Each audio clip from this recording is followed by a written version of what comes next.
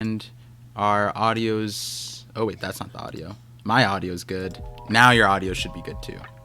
All right, so we're officially live, guys. Let me know if the audio's good when Hidden ends up talking. Which, Hidden, if you want to say hi to everybody, go for it. What's up, guys? How's it going, everyone? Glad to be back. Good to see you guys. So I managed to snag an exclusive interview with the legend himself. Hidden Island, if you guys didn't know. If you guys don't know about his channel on YouTube, he's a creator who left for Japan right like at the beginning of the break, right? At the beginning of the break month. Yes. And he left us with the truth about One Piece. And so if you guys tuned in that time, then we talked about our respective mega theories, which I haven't posted mine yet for for a few reasons that aren't obvious to the viewers but obvious to me. And so there's a lot to catch up on because he just landed from Japan this week and 3 days ago. And the future, so this just to put him up there with the legendary. He had the future sight to predict the break month. Prior to the break month, he was just like, yo, the last saga's coming and it's gonna be like 3 to 5 years. And then Oda came out and announced, hey, we're gonna have a break month. Why? Because we're preparing for the last saga and it's gonna be 3 to 5 years. It was like spot on. And then on top of that, if that weren't enough, right, Hidden went to Japan and said, you know what, I'll land when Wano ends. And that's exactly what happened. He came back the same time when Wano ended. And he has a lot of insight to give on that, which we'll talk about in this stream. So today's a very special episode of The Voice of All Things. Thank you for having me. We're going to be talking about the last saga with Hidden, obviously, as I explained before. And what we're going to focus on is now, if you guys didn't know, I think this is also your first collaboration earlier this year with me, right? And then... Yes, you were my first collab, and we did it on my stream at the beginning of the year. Yeah, and we did a lot of fun things, and that was just foreshadow for the rest of the year. But one of the things that we did was this giant bingo board that I have up on the screen for you guys, which was predicting... actually, Hidden, do you want to explain what we did with it? Since sure. It was your idea and I loved it. Yeah, so what I wanted to do was at the beginning of the year we were fresh into 2022. We still had like a good chunk of the Wano arc left at that point, and I wanted to do a bingo board where me and you would take turns putting stuff on the bingo board, and we were going to predict what would happen before the end of this year in One Piece. Not just in the Wano arc, for the entire year of 2022. And on the bingo board, you can see here the center spot is already crossed out. Typical. Anything in white is something that we both agreed on. Anything in, let's see, was it purple? That was you, and then yellow was me. Is that what it was? Yeah, I think that's purple was me, and then yellow was you, and white was both of us. Yeah. So anything that's in purple was something that Par thinks is going to happen. I didn't think was going to happen. And then yellow is something I thought was going to happen that he didn't think was going to happen. Right. So now you can read the bingo board. That we made this back in, I think, March or April, maybe. April. Yeah. So, it hasn't been too long, but we've already had a bunch of stuff happen that we can start crossing out some stuff on our bingo board here. Seems like we got some stuff right. Yeah. By the looks of it. And just adding to that, these are like the headlines of the discussion. So if you go back and listen to the collaboration on Hidden's channel, the context of why we said these things is actually, I think, way more insightful than just the headline, which is often the case, right? The headlines don't tell you the full story. And that's honestly reflective on 1057 too, with some of the dialogue that said the dialogue of the story isn't the whole truth of the story. But so there's some things said in the bingo board that we talk about differently. There was a different logic behind it, and so now in discussing it, we can re-add some of the context, or shift some of the context now that we're officially, end of Act 3. They jumped off the cliff of Wano and we're leaving Wano. So this is a great point, if not the best time, to now reflect on this board and see, what if our perspectives changed going into the last part of the year, going into the last saga. So just before we get into that, I'm going to set up something so I can draw on the extensions. But I just want to shout out the chat, everyone who's here. Thank you guys for tuning in. Yes. So we're going to be going over the bingo board. Then we're going to go over some the Uta episodes, non-spoiler discussion about the film Red movie, because Hidden not only watched the movie essentially on release in Japan. I'm saying essentially because to us we don't have a release, so he watched it pretty much on release compared to anybody here. And he has a few choice words about that thing, and I think it's a valuable perspective to have. So we'll discuss that, and then we could probably talk about some of the 1057 stuff later. Are you gonna put out like a video on 1057? I'm gonna be putting a review of the chapter on my Patreon. Okay. I usually do chapter reviews every week for Patreon only. But I'm not going to be doing a video. I mean, I don't know, man. The discussion's been pretty spicy on this chapter. I almost feel like I want to get a video out there with my thoughts, but we'll probably talk about it on stream. I'll be able to share some of my thoughts on the discourse right now in the community over this chapter, particularly Hiyori's words to Orochi. Yeah, I know a lot of people out there have some, they have some thoughts on it. They didn't like it too much. I want to offer a different perspective, so we'll get to that. I'm very much in the same light. I have the podcast stuff up, like not on my main channel, but occasionally, or what I'm trying to do now is put the like snippets of my review or analysis as a video on its own. That way, because like the podcast is like 40 minutes long, I'm not gonna post a video. About that on my channel. So that being said, if you guys aren't on his Patreon, that seemed like now I want to go to his Patreon now too, because here Hidden's words on the chapter is pretty impactful, I think. Yeah, thank you. I do a bunch of other stuff on there too. So if you guys just want like some extra content from me, if you're big fans already, I would recommend it. Yeah. So that being said, again, thank you to the chat being here. I see Randy Troy is in here. What's up, Randy? Yeah. So we'll be in. Also, I don't have the disclaimer on here, but we'll get to the if there are super chats. I'm gonna try, and if they're related to our conversation, I'll insert them, but there'll be like a dedicated time towards the end of the stream where Hidden and I will go through as many super chats as we can, and then if Hidden needs to go, then I'll continue responding to them. That being said, Hidden, do you want to take over for a little bit and read the chat and respond to people? I bet there's some questions. Sure. Yeah, so I see already some people saying that the Japanese stuff is a mistranslation, or that the Japanese translation doesn't change anything about Hiyori's line. I'm not going to say it's a mistranslation. It's not a mistranslation. The issue with Japanese and English is that they're very wildly different languages. English is a very direct language. We don't rely too much on context to kind of get our message across. Japanese is very context dependent, and in terms of referring to people by first and last names, there's also a very different culture and way that they go about referring to others in Japanese. And once again, I always say this, but I'm running this all by my wife, who's grown up in Japan her whole life. She's a native speaker. She's been reading One Piece in Japanese her whole life. I ran this chapter by her.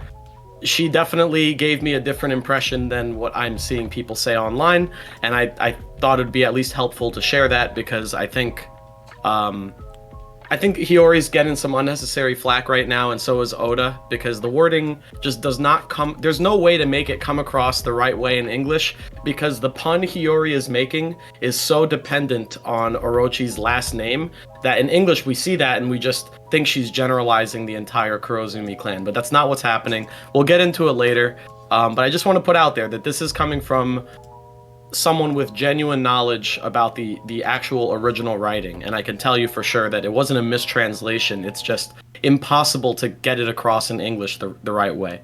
So that's what I'll say to that for now. Anything else? I'm trying to look. It's just a lot of people saying hello, throwing some W's up.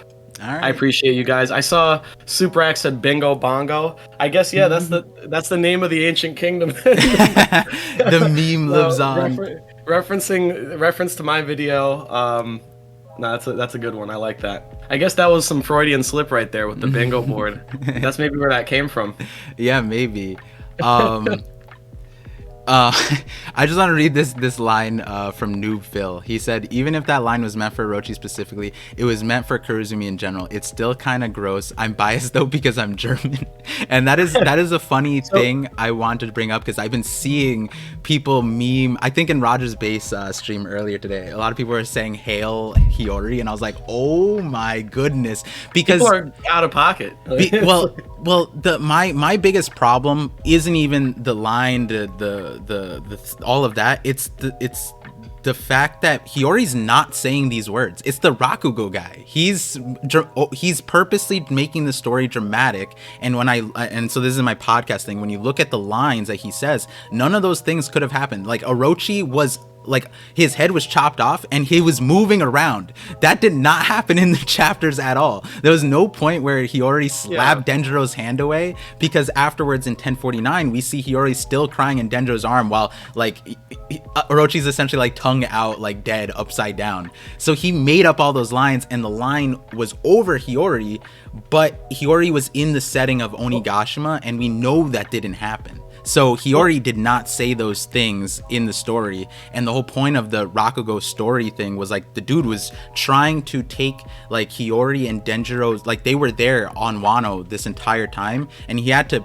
play them up to be heroes and explain their circumstances in a different light. And so, you know, then we talk about the dialogue, what was actually meant and all that stuff. But I think people even before reading the dialogue don't understand that Hiyori's not saying this. So it's not Hail Hiyori. That's not even a meme that should be made, because Hiyori's not doing that. Right, yeah. So the thing I'll say to that, I think what a lot of people are upset about, not just whether or not it came from Hiyori, but just the line in general. Because it kind of like, the impression people are getting is that, you know, nothing's being fixed. You know, it's just... They're basically still blaming the Kozuki for what happened to the Kurozumi, and it's still kind of like they're interpreting it as like a hateful thing to say towards like an entire group of people. What I will clarify, and I see some people saying that the Japanese translation doesn't change anything. I mean, I don't know whether or not you speak Japanese yourself. I don't know who was saying it, but this is coming from someone like I don't know fluent Japanese. I have a pretty early level of Japanese. I can just speak conversationally with my wife, but from someone that actually understands what's being said, I asked her many times, like, is she referring to Orochi here or the Kurozumi as a whole? And no matter which way I phrased the question, my wife just gave me the same answer. No, she's talking to Orochi. She's specifically referring to Orochi. And the way to interpret the line, and I don't want to like throw us off on a tangent here, but I just want to put this out there, that the best way to interpret the line is essentially her saying, you know, this is like a fitting death for you, Orochi, because your name means black coal. So, like, it's an ironic death for him because he holds the Kurozumi clan up so high. He's a Kurozumi. His name means black coal, and thus Orochi burning to death is an ironic, poetic death for him. And she was just pointing that out. She wasn't condemning all of the Kurozumi clan to burn. This is not some like... It's not some like Hiyori. big, profound, like, Hail Hiyori. Like, this is not some hateful message. This is just... The thing is, you can't get that across in English, and you can't parallel, because like in the Japanese, she's paralleling Odin's line 1-to-1. Yeah. You can't do that in English in a language that doesn't rely on context the same way the Japanese does, and it can't come off the same way. It won't come off the same way. It will come off the way it did, and that's why people are getting upset. But the Kurozumi there that she said, it's in reference to Orochi, only him. It's not in reference to the entire clan. So and we can talk more about 1057, because I think the line, how that line plays on people will be important. And I think one thing like to get across is that in translation, beyond just the wording, there's a lot of nuance that's lost, right? And I used this example before, but it's like Rakugo and the kabuki play theater, that's something that like I've never experienced, but from my understanding, there's a specific delivery, there's a specific there's like sarcasm and irony that we may not understand, and that's like a cultural thing.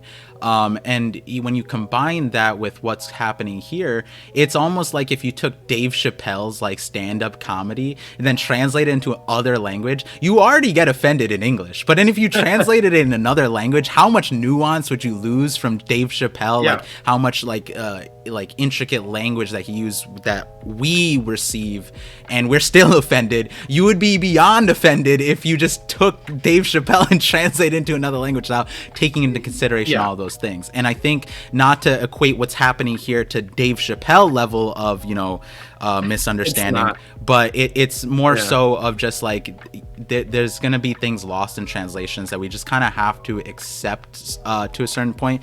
But it seems like you and I both are going to be putting out more detailed review of not just the chapter, but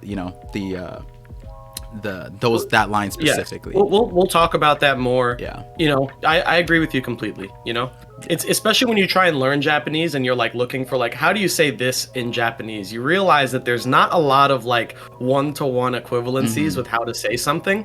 And there's some words that have words for them that don't exist in English and vice versa. So there's no like one-to-one translation for a lot of things in Japanese, which makes the translators' jobs very difficult. It's not easy to be a translator for English and Japanese. It's actually quite difficult to capture that nuance. And have that translate over. So I agree with you. And also adding to that, I've been asking you and your wife for help on some translations. I asked Artur, my best friend, who's Japanese, and through and through several times when I brought up a line that I want to bring up in a theory, for example, this would be really cool if this is what it meant, but I was met with the answer, it's not one-to-one. There is a different understanding here. You could say that some of these things are wordplay, but it might not be the case. It could just be coincidence here, or it might be misunderstood here, and that's not the intention. So that being said, I got the Professor Parr glasses on, so we'll jump into the bingo board now. But before that, since there are super chats here and they're relevant to what we were talking about before, I'll just read them real quick. So Mr. Bushido with the €2 says, Carrot, Drake, bounties, and News 1057 predictions. Well, perfectly. We're going to go into that right now. And just before that, we had Make saying, I'm starting to think like Morge, and that the raid is still going to fail, as in somehow Kaido will come back and Wano Act 4 will continue. I don't think that's the case because, hidden. The start of 1058. We're not going to get an Act 4 begins thing, right? Probably not.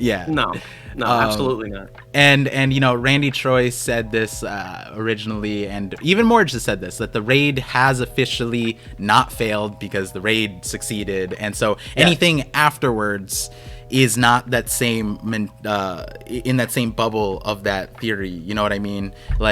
It's not that Kaido coming back is separate, but it's funny how the ZKK mentality shifted once Kaido died this way. They're like, oh no, Kaido's gonna come back and ZKK is still gonna be a thing. It's gonna happen. It's we just have to accept that the arc's over. We're moving on now. Wano's done, guys. It's done. So let's jump into. I already marked down on the first thing on the bingo board, and just for the chat, I'm reading the chat, and I'm gonna try and incorporate the comments to fit with the conversation. But I always look at the chats in the VOD, so keep chatting. Really appreciate you guys, and definitely will be getting to the super chats and chats after, more towards the end of this segment. So I guess the first one to start off is the huge one that came from 1057, right, Hidden? The Yamato stays on Wano. Yes. Which was another garnered a visceral reaction from many, many people.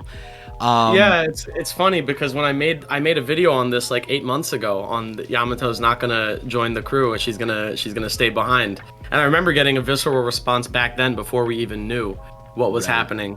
And now here we are, and I guess that's another. We both agreed on this one, so that's another W we can chalk up for this year. Because We did you know? agree, and we had different stipulations also, but we Yes. ultimately settled on Yamato stays on Wano, which is important because the nuance of that wording was we didn't confirm or deny her becoming a Straw Hat or an honorary one, which is something that, like, I think at least on my end, I was saying that she could be, like, you know, accepted as a Straw Hat by the end of Wano, but I think the story makes sense to me that she would stay on Wano, and my reasoning at the time was, I think in our discussion, and I talk at length about it in the podcast episode, but is I think in the collab I was saying that she's the best person to train Momo, and that was like a huge thing that was said in this chapter, was that that Luffy wants strong people on his ship, and Momo is, yes, strong, but not that level yet. And so for him to become an impactful character for Luffy for an ally as Luffy in the last saga, he's gonna need a training arc, and this is his opportunity to, with Yamato, with Kinemon, with the Scabbards on Wano. He's not going on the ship, and essentially past that we kind of felt like Yamato and Momo were like a package deal, and that kind of feeling more closely the way it is now. And Momo tried to break up that package deal last 2 chapters, where he's like, Yamato, you're leaving Wano, you can't fight with me, blah blah blah. But to me that was like Oda building up this, like, you know, this moment, the suspense of like, is Yamato joining? Oh, she's joining, just to rip it away from us in the last like section. Whereas when you look at the entirety of Yamato's, you know, introduction, it felt more natural. And you had, like you said, you had a whole video on that.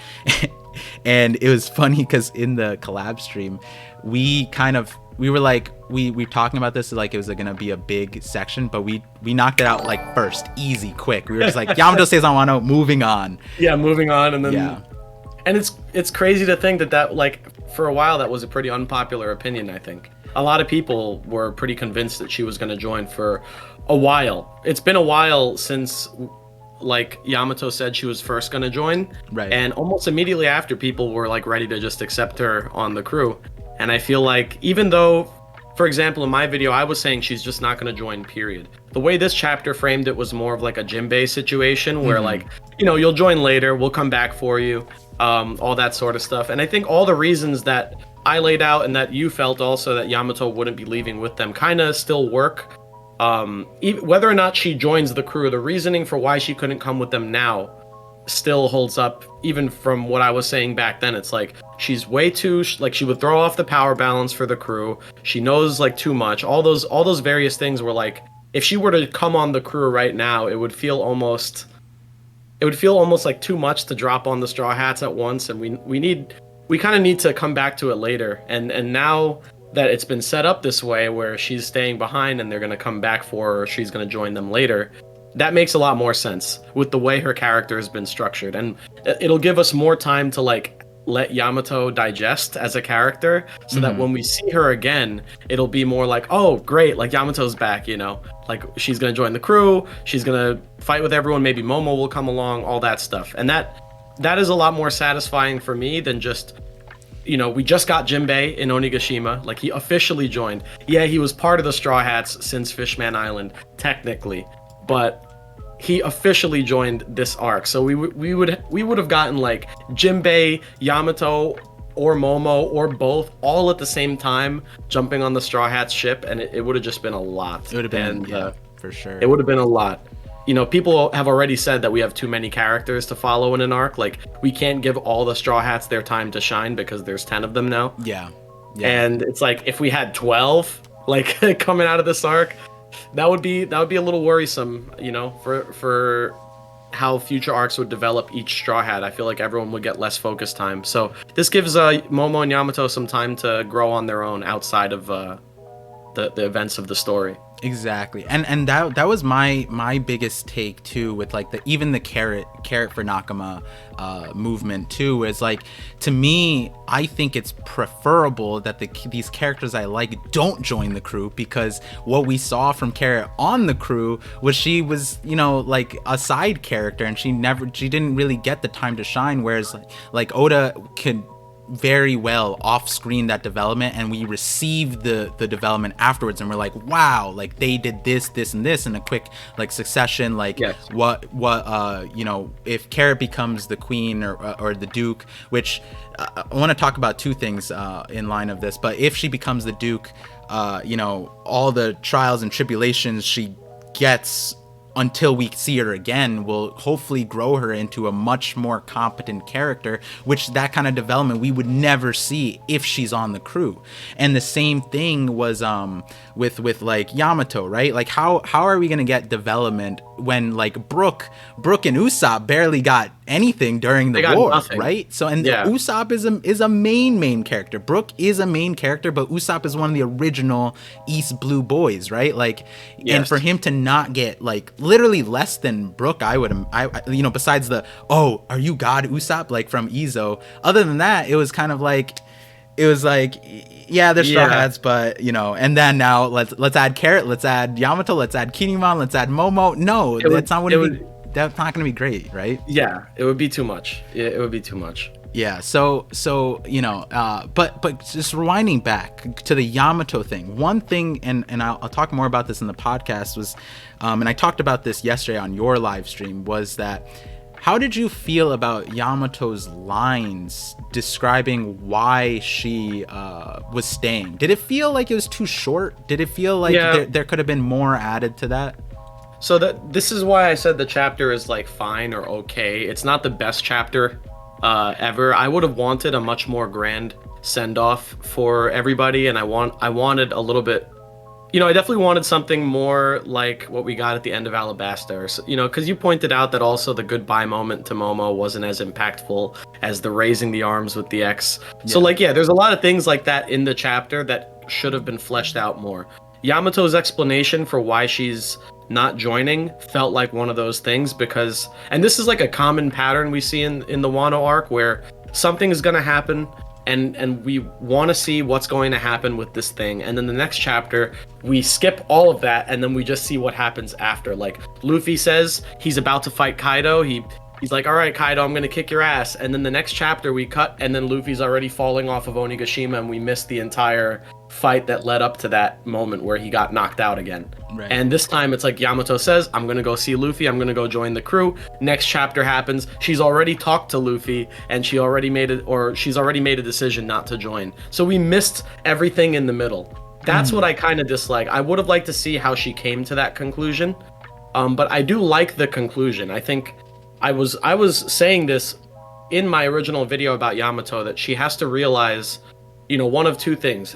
One, that she's either not Odin and she's going to have to make her own destiny, or two, that if she is going to be like Odin, she can't repeat the same mistakes that he did, because Odin's story is a tragedy. It's not a heroic tale, it's a tragedy. And a big part of that tragedy is that Odin was a great leader, but he was also a great fighter, and he couldn't choose between these two lives that he wanted, and he made the mistake of leaving his country when they needed him most.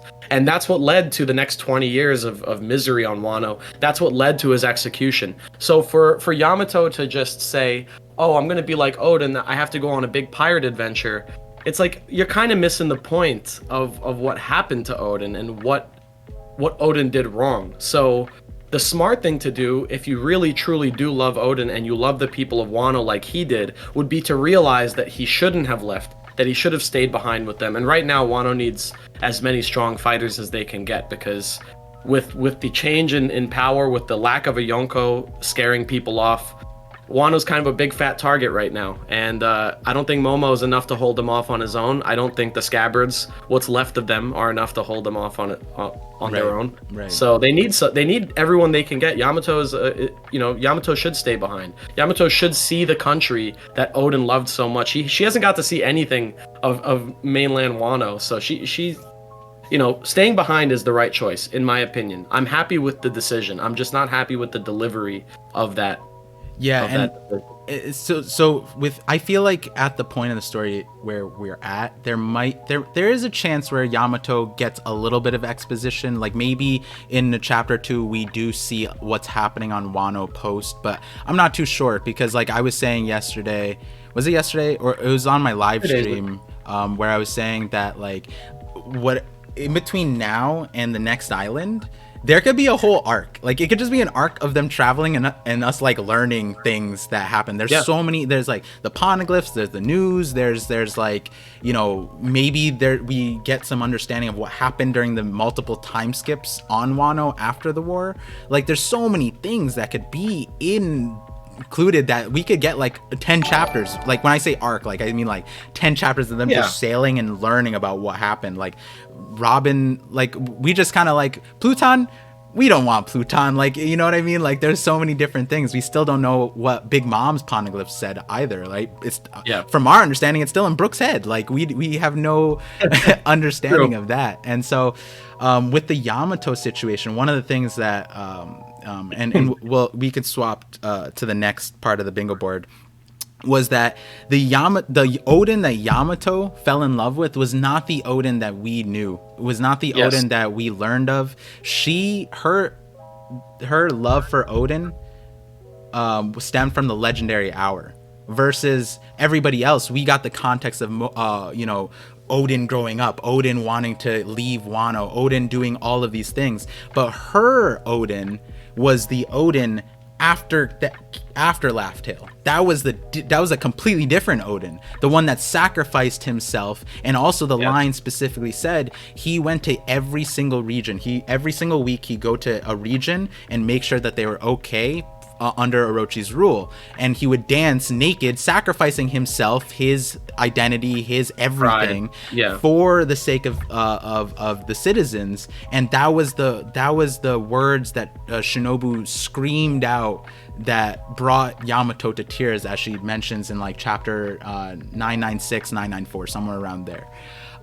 So there's a lot to Yamato's character, again, that I think was done in such a intricate way. And my main knock on, you know, yes, we predicted Yamato stays on Wano, but I think we both can agree there was some extra context that could be added to this situation to make it feel better. And I think that's a recurring topic throughout this chapter.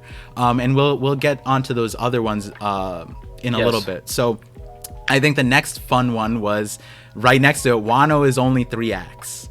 And let's go. And that one was a little bit like, at the time, April. It was around April. So what chapter were we on? We were on like... We just got Gear 5th. It just happened. Okay. And so, you know, saying Wano is only 3 acts around then, but like I feel like after that, a lot of people were still like, you know, Act 5. You know, we're still gonna get Act 4, Act 5, right? So this one's a solid one, I would say. Though my question to you about this is, now that we got 100 chapters of Act 3, right? We ended on 1057. In retrospect, couldn't it have been 5 acts? Like, couldn't we have just broken it down? Because like the way I see it is, after Act 2 is like 955, so the raid just starts. Then we get the Odin flashback, and maybe that could have been an act on its own. And then after the Odin flashback, which is the tragedy you talked about, then we get Act 4, which is all of like, you know, Roof Piece and all the way up until like the end of Gear 5. And I would say maybe the act of End 4 would end with the raid succeeding, and then the Act 5 would be the very short, very, you know, rapid 1050 to 1057, 7 chapters, very quick, rapid conclusion, which I think is characteristic of a Kabuki play, with the 5th act being very, very short. And the Act 4 being the war, and Act 3, I think Act 3 has the tragedy, and Act 4 is the, like, Act 2, Act 4 could be war ones. And I think that would have fit. Looking back, I'm like, why didn't we do that? So the way Kabuki theater, from what I know, is structured is usually like Acts 1 and 2 are more exposition. Act 3 is usually the longest part of the play, and that's where a lot of the fighting, all that stuff happens. And then Act 4 is usually where the major final conflict occurs. Act 5 is the resolution. So if we're looking for a tragedy in Act 3 to end Act 3 on, I would say Act 3 remains the way it is up until Luffy essentially dies and is about to activate Gear 5th. The moment Luffy is dead on the floor, basically, like that point where the CP0 agent interferes, Luffy's hit and basically gets knocked out again by Kaido and is on the ground, presumably dead, that's where you, in my opinion, that's where you'd cut Act 3 and you would say, okay, Act 3 ends, curtains close here, let's take a chapter, look at the outside world, cut back to Wano. Oh shit, Joy Boy's returned. Now you get you get the Nika Luffy versus, Kaido, and that's the final fight. That's like 10, 15 chapters or whatever, and that ends the arc. And then after that's over, you get the last like 5 chapters that we've gotten, 6 chapters. That would be the Act 5 exposition, or not the exposition, the epilogue of the. The thing is, though, I feel like you could do it both ways, because Kabuki Theater also has 3 acts in some plays. Some plays are only 3 acts, so it's just a matter. And we're not experts on it either. We're just we're just putting our exactly. Because like I think the growing sentiment of the Act 5 thing, when I did research, I was like, in hindsight, I can only say this in hindsight. In hindsight, I could see how it could fit, and you also put a different version of it that makes more sense in my opinion than my version. And it's just kind of interesting that, like, the common one was the Act 5. But I think even in this chapter, TCB gave us, was it the blowing in the wind or something? Like, that was a direct reference to, like, some Kabuki Theater play? I think so. I don't remember. Yeah, I don't remember, so. I did learn, while I was in Osaka, I learned a pretty good bit about Kabuki Theater. Or at least a couple interesting details. Yeah, I went to, like, a Kabuki museum. Ooh. And, I actually have a picture of me in a Kabuki outfit, like a Kabuki Theater outfit. Teaser for your future documentary miniseries. I don't know if I'm gonna put that. It's a really bad picture. I look like shit, but I don't know if I'm gonna put that in there. But it was fun. I learned some interesting stuff. For example, a predecessor of Kabuki Theater, before they used live human actors, because the idea of using human actors for like theater. For a long time in Japan was actually considered as like low class, or like not like the good way to do things. The way that entertainment was done in shows prior to Kabuki Theater was Karakuri Theater. Now I'm not sure if that word sounds familiar to you. Karakuri Island, those things. Well, what's on Karakuri Island? Do you remember? Vegapunk, his factory. Yeah. Vegapunk, all the factories, all the machines. Well, what is Karakuri? It's mechanical puppets. So the Karakuri Theater would be using mechanical puppets to play the characters. And Kabuki Theater is what came after. That replaced Karakuri Theater for the most part. It became popular when Japan had their own Shakespeare, essentially, who wrote like the first Kabuki plays. I'm pretty sure he was actually from Osaka. He was in the town I was in. He wrote the first Kabuki plays, and that's where that came from. But prior to that, it was mechanical puppets. Which is funny. Why Karakuri Island is important to me. The chat doesn't know. Yes, I do. That's why I told you. That's why. Because I do this to me on stream. Dang, my brain is going off right now. Holy. Man, Bar, you know me, bro. I always gotta come to you correct with that. Yeah, wow. You guys, the chat, once you know why Karakuri Island is so important to me, Hidden gave me some knowledge right now that's gonna shift some things. Maybe I get an extra video idea, because hold on, I just need to digest that. So, and like there's robots on, like Vegapunk made animal robots, and then there's a certain other element to it too that's just wow.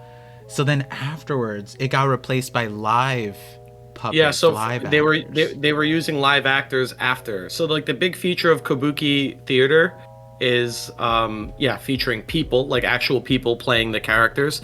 Typically, another interesting detail I learned is that because this was like really old Japan and they had a very different view on men and women, that they would have men play all the characters, including the women. That was another big feature of Kabuki Theater. Another feature was the rotating stage. So instead of having to change the scene every time they wanted to change the location, Kabuki Theater has a rotating stage platform in the center of the stage, and they would have a backdrop on that platform, and the backdrop would be double-sided. So on one side you'd have one scene, on the back side you'd have another scene, and under the stage there would be people that would rotate the platform and change the scene. So that was like, these are all like features of Kabuki Theater that did not exist prior, when it was all just mechanical puppets and stuff like that. So if you're interested in that, you should definitely do some research. I found it to be very interesting. I had to hit I'm up this interested. Yeah. just to put a surface level thought, right? And this connects back to Rome Piece, actually, something that we're going to work on in the future. I don't think this would be included, but when you said like replacing, you know, essentially puppets with live action, like people, right? You go from automated, like, you know, things, using a few buzzwords, but couldn't Sugar's power be like the replacement essentially? Because like then you have the puppets, but they're live people. I was just thinking about that, and then that's funny. Yeah, and then in context of our Rome Piece thing, it's like, that could fit more ways than one. If there's anything, I would say that we might want to reanalyze like Karakuri Island and anything where the word Karakuri comes up in the story. Might want to reanalyze its context in relation to Wano or the old times, you know? Yeah. Because there was that one cover story.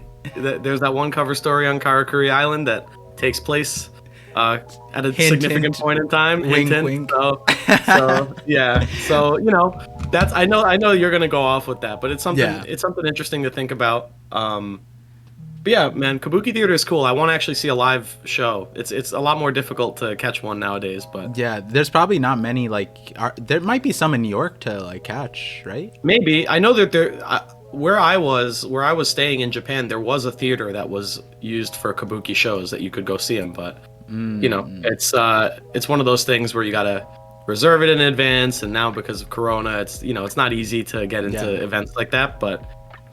If you cool stuff. If you end up going to finding one in the city, hit me up because I'd be down to go too. You'd be down? Yeah. Okay. All right. Cool. I'm down for that. So with that, let's move on to the next next thing. On fire, by the way. I just want to let you know. Yes. I've noticed they're still talking about they're still talking about the line, and they're still talking about Carrot. You guys are going off right now. So we'll meet them. We'll meet them when we get to that part of the thing, and then we'll get to the super chats before that. Yes. Because we got a lot of this bingo board to go through. We do. So I'm going to circle in white things that have not happened yet but could happen. And one of those things, I think, is the fate of the Warlords, right? Because that's probably on the precipice of these chapters. Like, really soon we might get this.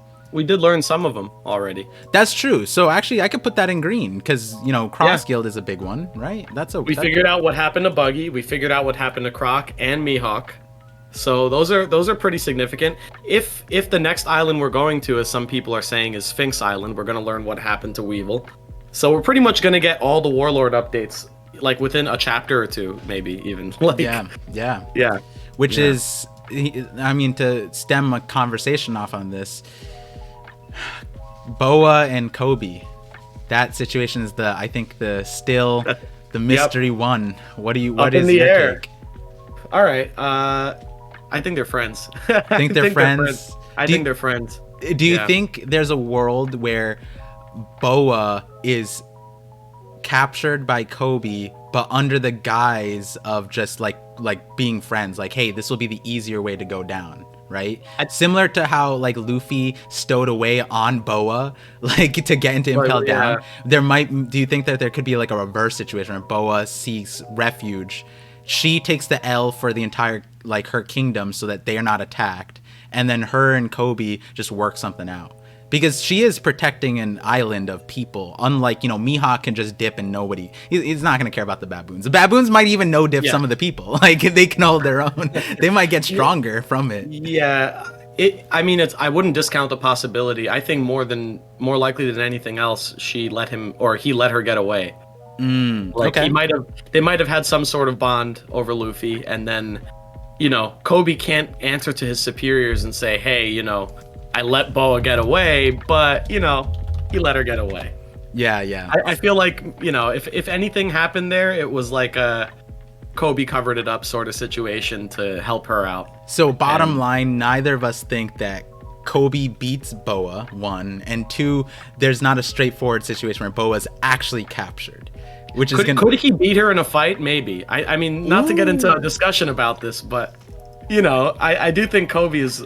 We haven't seen much from Kobe in the story, and all we know about is the Rocky Port. And who was he dealing with at the Rocky Port incident? It was Law. Yeah, yeah. So, I don't know if he beat Law there or something like that, but if he's renowned for his interactions with another former warlord, who I would say Law is pretty up there on the power tier list. I don't know. I feel like him versus Boa would be that seems like a W for Kobe for me, but I just don't think that they would fight. I think that it didn't even come to that. Or maybe they fought, they scrapped a little bit, and then it was like some Luffy came up somewhere in the middle of their fight and they decided to stop fighting, and then it's like, oh shit, Luffy?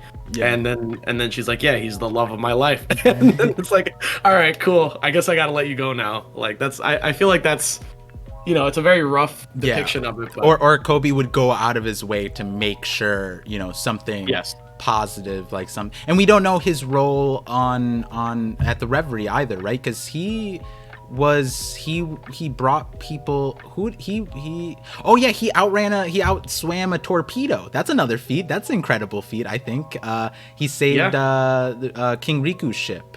He didn't go to the Reverie though, right? That was, I think, right after is when he got dispatched to the Warlords, right? He didn't go to the Reverie. He escorted people to the Reverie. Right, he didn't. Right. I think he didn't actually. Like he brought them to the Reverie, but I'm pretty sure he was out by the time all the stuff with Sabo happened and all that stuff. He was already on his way to get Boa. Because at the Reverie is where they decided to end the Warlord system, and then Kobe was probably dispatched from there to go capture Boa. So, exactly. Yeah, I don't know. Maybe he was there for all the shit that went down, but I don't know. I think I feel like Kobe is a very straightforward character in terms of personality, and we can kind of guess what he's going to do because he's not a schemer. He's a very honest, straightforward guy, a lot like Luffy, just like a Marine version kind of in that way. Yeah. He's just So, in terms of strength and capabilities, outswimming a torpedo is the only thing that we've seen him do. But I mean, I feel like ranks in the Marines are not so telling as how fast you climb through those ranks, and Kobe has been climbing very fast, and he's been trained by Garp, and Luffy is his inspiration. So anyone that's that in deep with the monkey family, and also as important of a character as Kobe, I can't imagine he's weak at this point. That 2-year time skip probably did him a lot of justice, and I'm expecting big things from Kobe by the end of the story.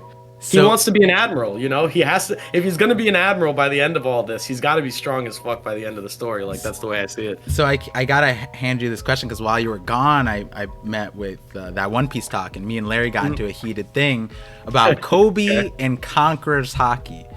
One, do you think he gets it? And two, do you think that maybe on our next reveal of Kobe, he might have elevated himself to maybe even display Conqueror's Haki by the next time, not even end of series? Because I think more people agree that end of series he might get it, right? But that next line, and some people just disagree that he's not going to get Conqueror's Haki, which is a separate thing. But what do you say to that? Well, do you think all the admirals have Conqueror's Haki? No. The Fujitora probably not, and not Fujitora. Ryokugu probably not. Fujitora maybe probably. I don't think he necessarily. Akainu, yeah. Akainu. He seems to even Ryokugu seems to have a pretty decent grasp on how Conqueror's Haki works because he got hit by a bolt from Shanks across the ocean, and he's like, oh damn, that's some strong Conqueror's Haki. True. And he also got hit by Yamato, I'm pretty sure, and he said, what's with this girl's Haki, or what's with this person's Haki? So with that, Ivankov knew what Conqueror's Haki was at Marineford, but didn't.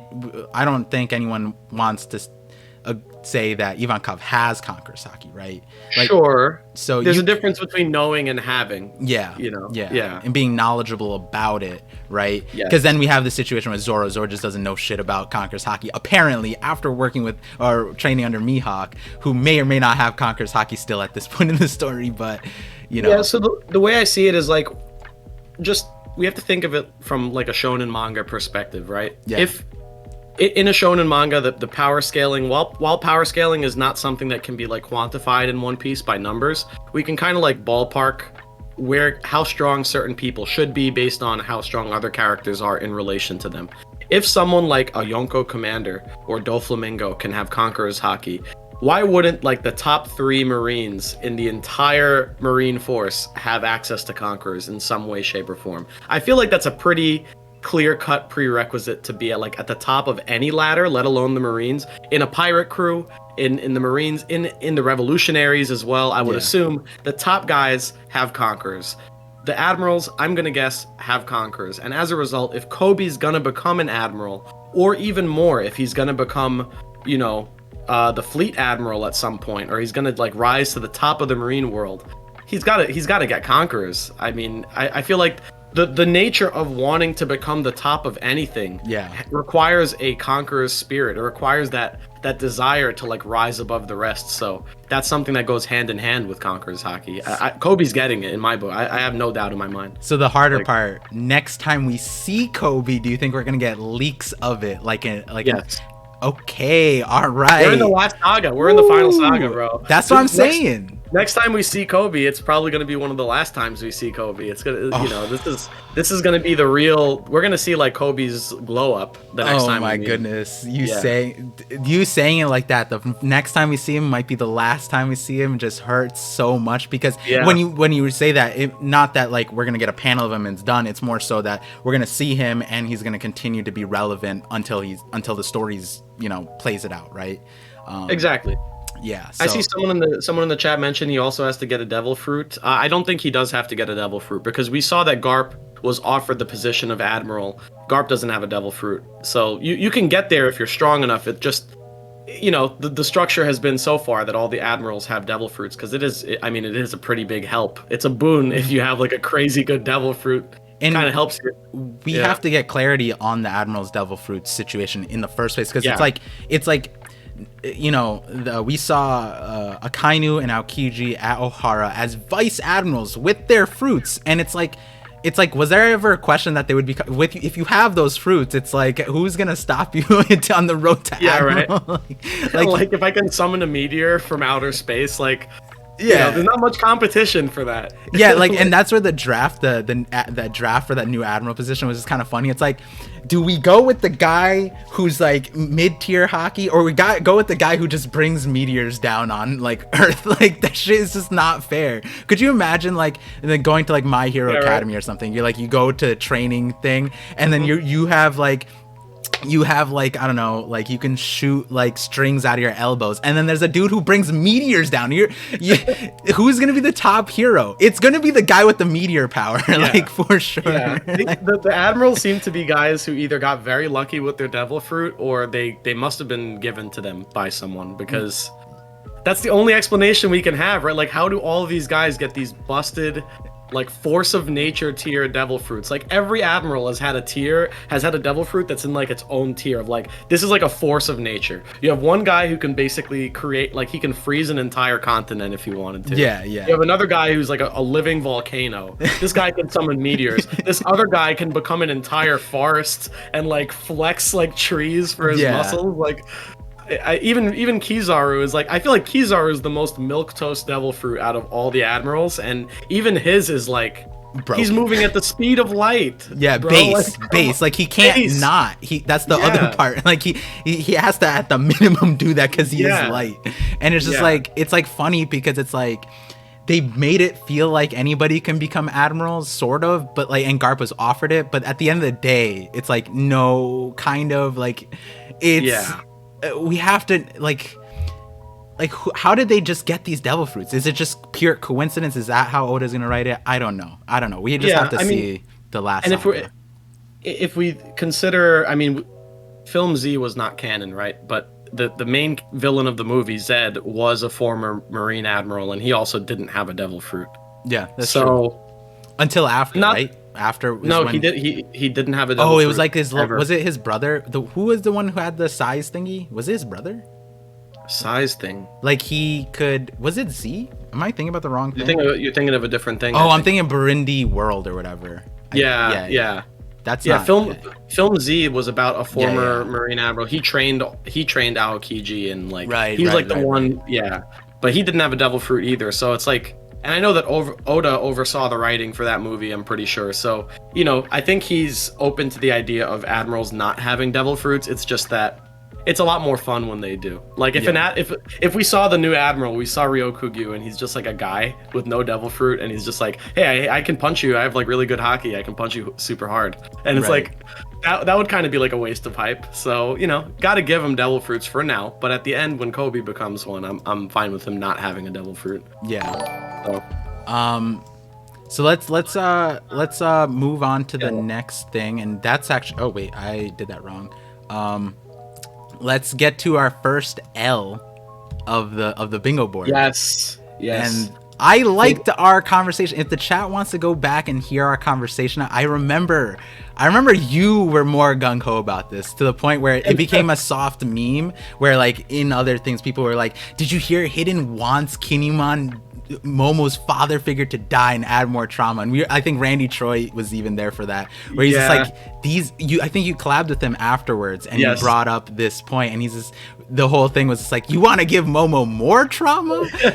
Yeah, it was mostly on Hiyori. I was thinking that Hiyori being brought to Onigashima, and with all the other Marineford parallels that were being made with the war on Onigashima, I thought that was maybe where it was going. Like the final, like, kick, the punch to the gut would be that Hiyori dies, and then Momo has to grow from that.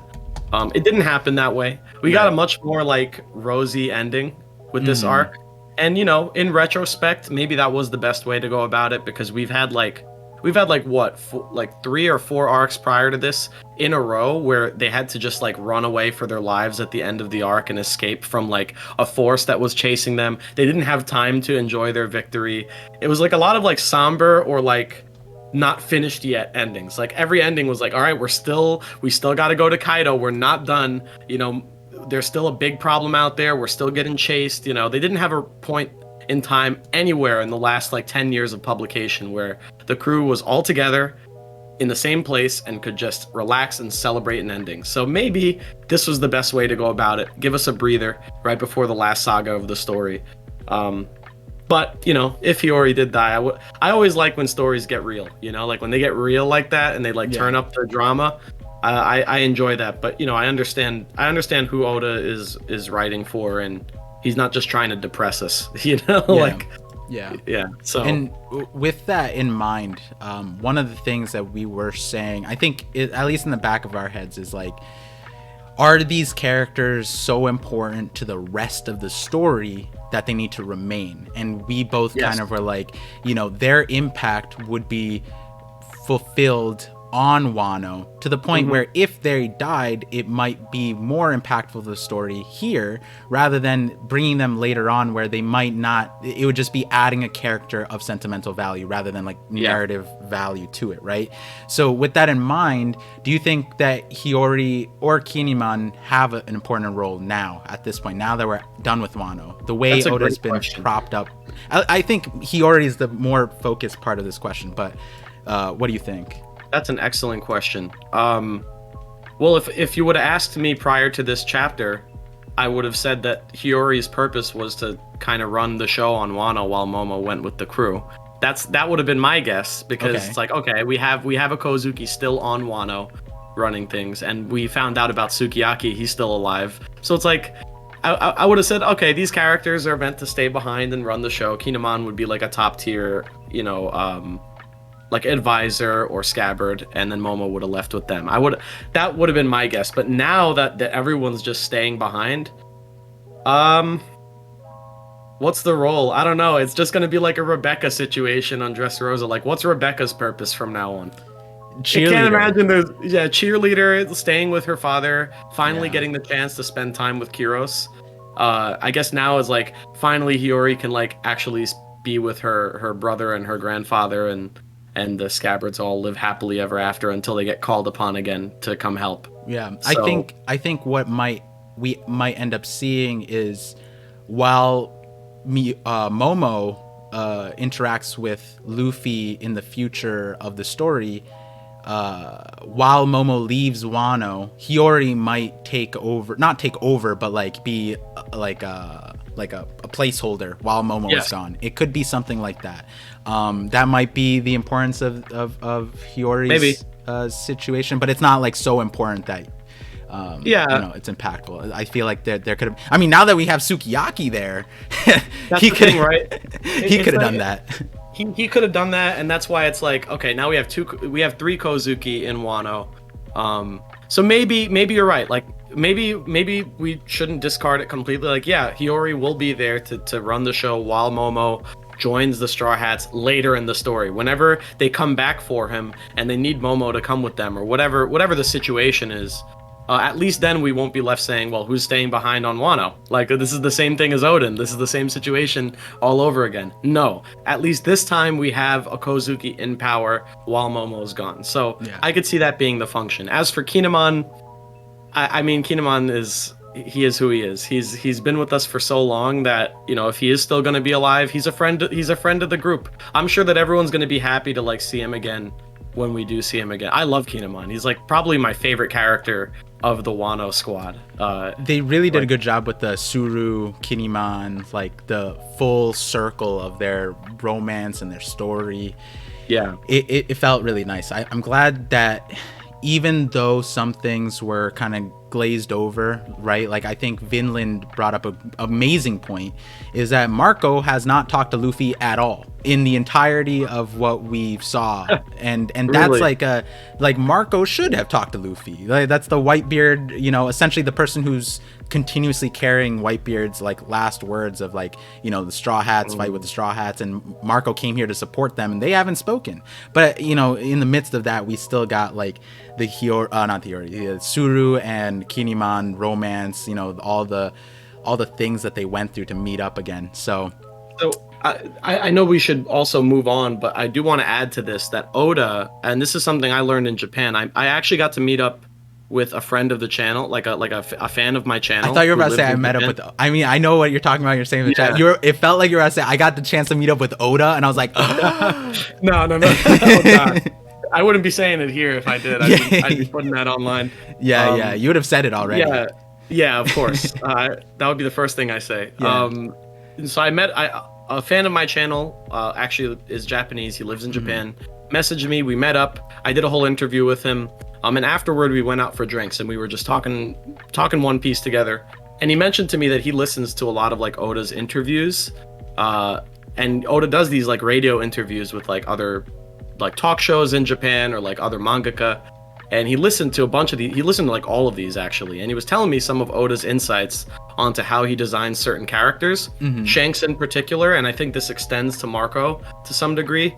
But one of Oda's favorite character archetypes is the older, wiser, like kind of like older brother or like father figure who watches from a distance and lets people grow without directly interacting with them. Kind of like sets someone into motion and then protects and watches from a distance. That's the entire basis of Shanks's character is that protector, that guardian, that like parental figure of Luffy's that is not a hands-on father, like not gonna spend time with him and all that stuff, but kind of planted the seeds and then just from a distance keeps Luffy in check and protects him and is like that for Oda, apparently that's like the coolest personality. Like that's a super cool dude, and he that's why he designed Shanks that way. And I think with Marco, he also kind of did a similar thing where Marco was this big pirate from a previous generation pirate group of Whitebeard's crew. He's the last like leader of the Whitebeard pirates essentially. He came to Onigashima and he kind of helped out in the background and like let Luffy do his thing.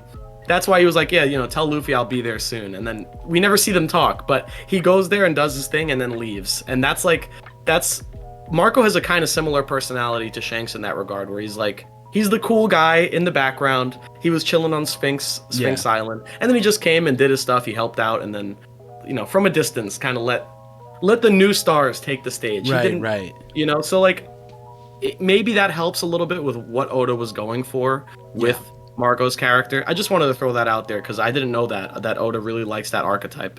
Well, that being said, I feel like it's almost tangible in the story without it being, explicitly said by Oda, because like even someone brought up like what you were saying, though I said like Godfather Shanks, in that video I was describing the way Shanks is to Luffy, where it is this hands-off thing where it's like this guidance of like, this is how you grow up to be a man. I'll loosely be involved, but I'm not gonna force you to be something that you're not. You have to find out that answer on your own.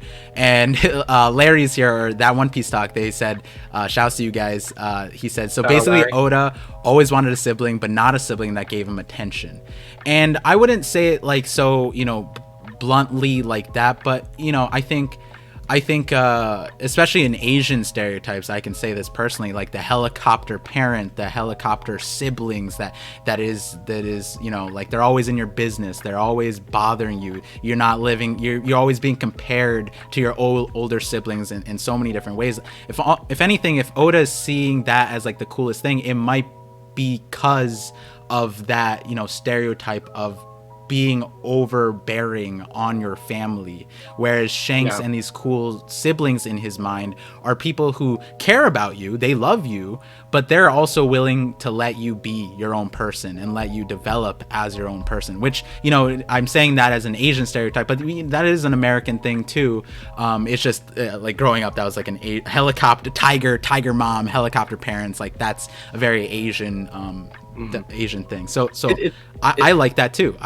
Yeah. In a lot of ways, I see that as my older brother, where he's like, he cares about me and he does have the helicopter parent mindset, but like even with like the YouTube stuff or whatever I'm doing, he has like a Shanks mentality, where I say Shanks mentality as it means not Godfather Shanks, but he's like loosely, there. And then like at the Marineford situation, right, where it's like, he was there right before like Luffy's line would have ended, right? Like, whether we want to say that was pre-planned, like just in case Luffy fails, I'll be there just to protect him so that he can get back up at a minimum, right? And that's what we saw when he was at Ace's burial, where he was just like, this is a part of life and you have to overcome it and that kind of thing. And you could say that about Wano. Maybe he was showing up to Wano because he was just in case Luffy needed it, I would show up. Yes. But I got there and realized he didn't, so I don't need to show up. I can, later on when we meet up, right? But and so he didn't over insert himself. So to say, like a sibling that, it like isn't there, I think it's a little bit more than that. I think it's a little bit more than that. And now do you have the resources to these interviews? Because I imagine they're not like in English, but like he sent them all to me. They're all in Japanese. It's like these are audio and like there's no like text for you to like copy and translate. It's like, unfortunately, you need to know Japanese to like listen to and understand the interviews, because it's just audio.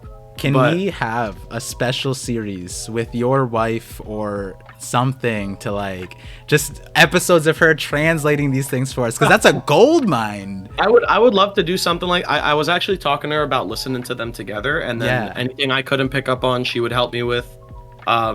What I can say for sure is I actually kicked my Japanese studies into overdrive this year, and I've been getting a lot better. And my hope is that by next year, the end of next year, I want to be at a very good level of Japanese. So maybe at that time, once I'm able to just do it on my own, I would like to be able to just do it on my own, and then we can just listen to it live, and I'll just tell you what's being said. Or I can like pick out parts that are important and then just put those and then be like, all right, this is what Oda said here, translate it live for you. I would love to be able to do that. Yeah. I'm working on it. It's taken time, but I'm working on it.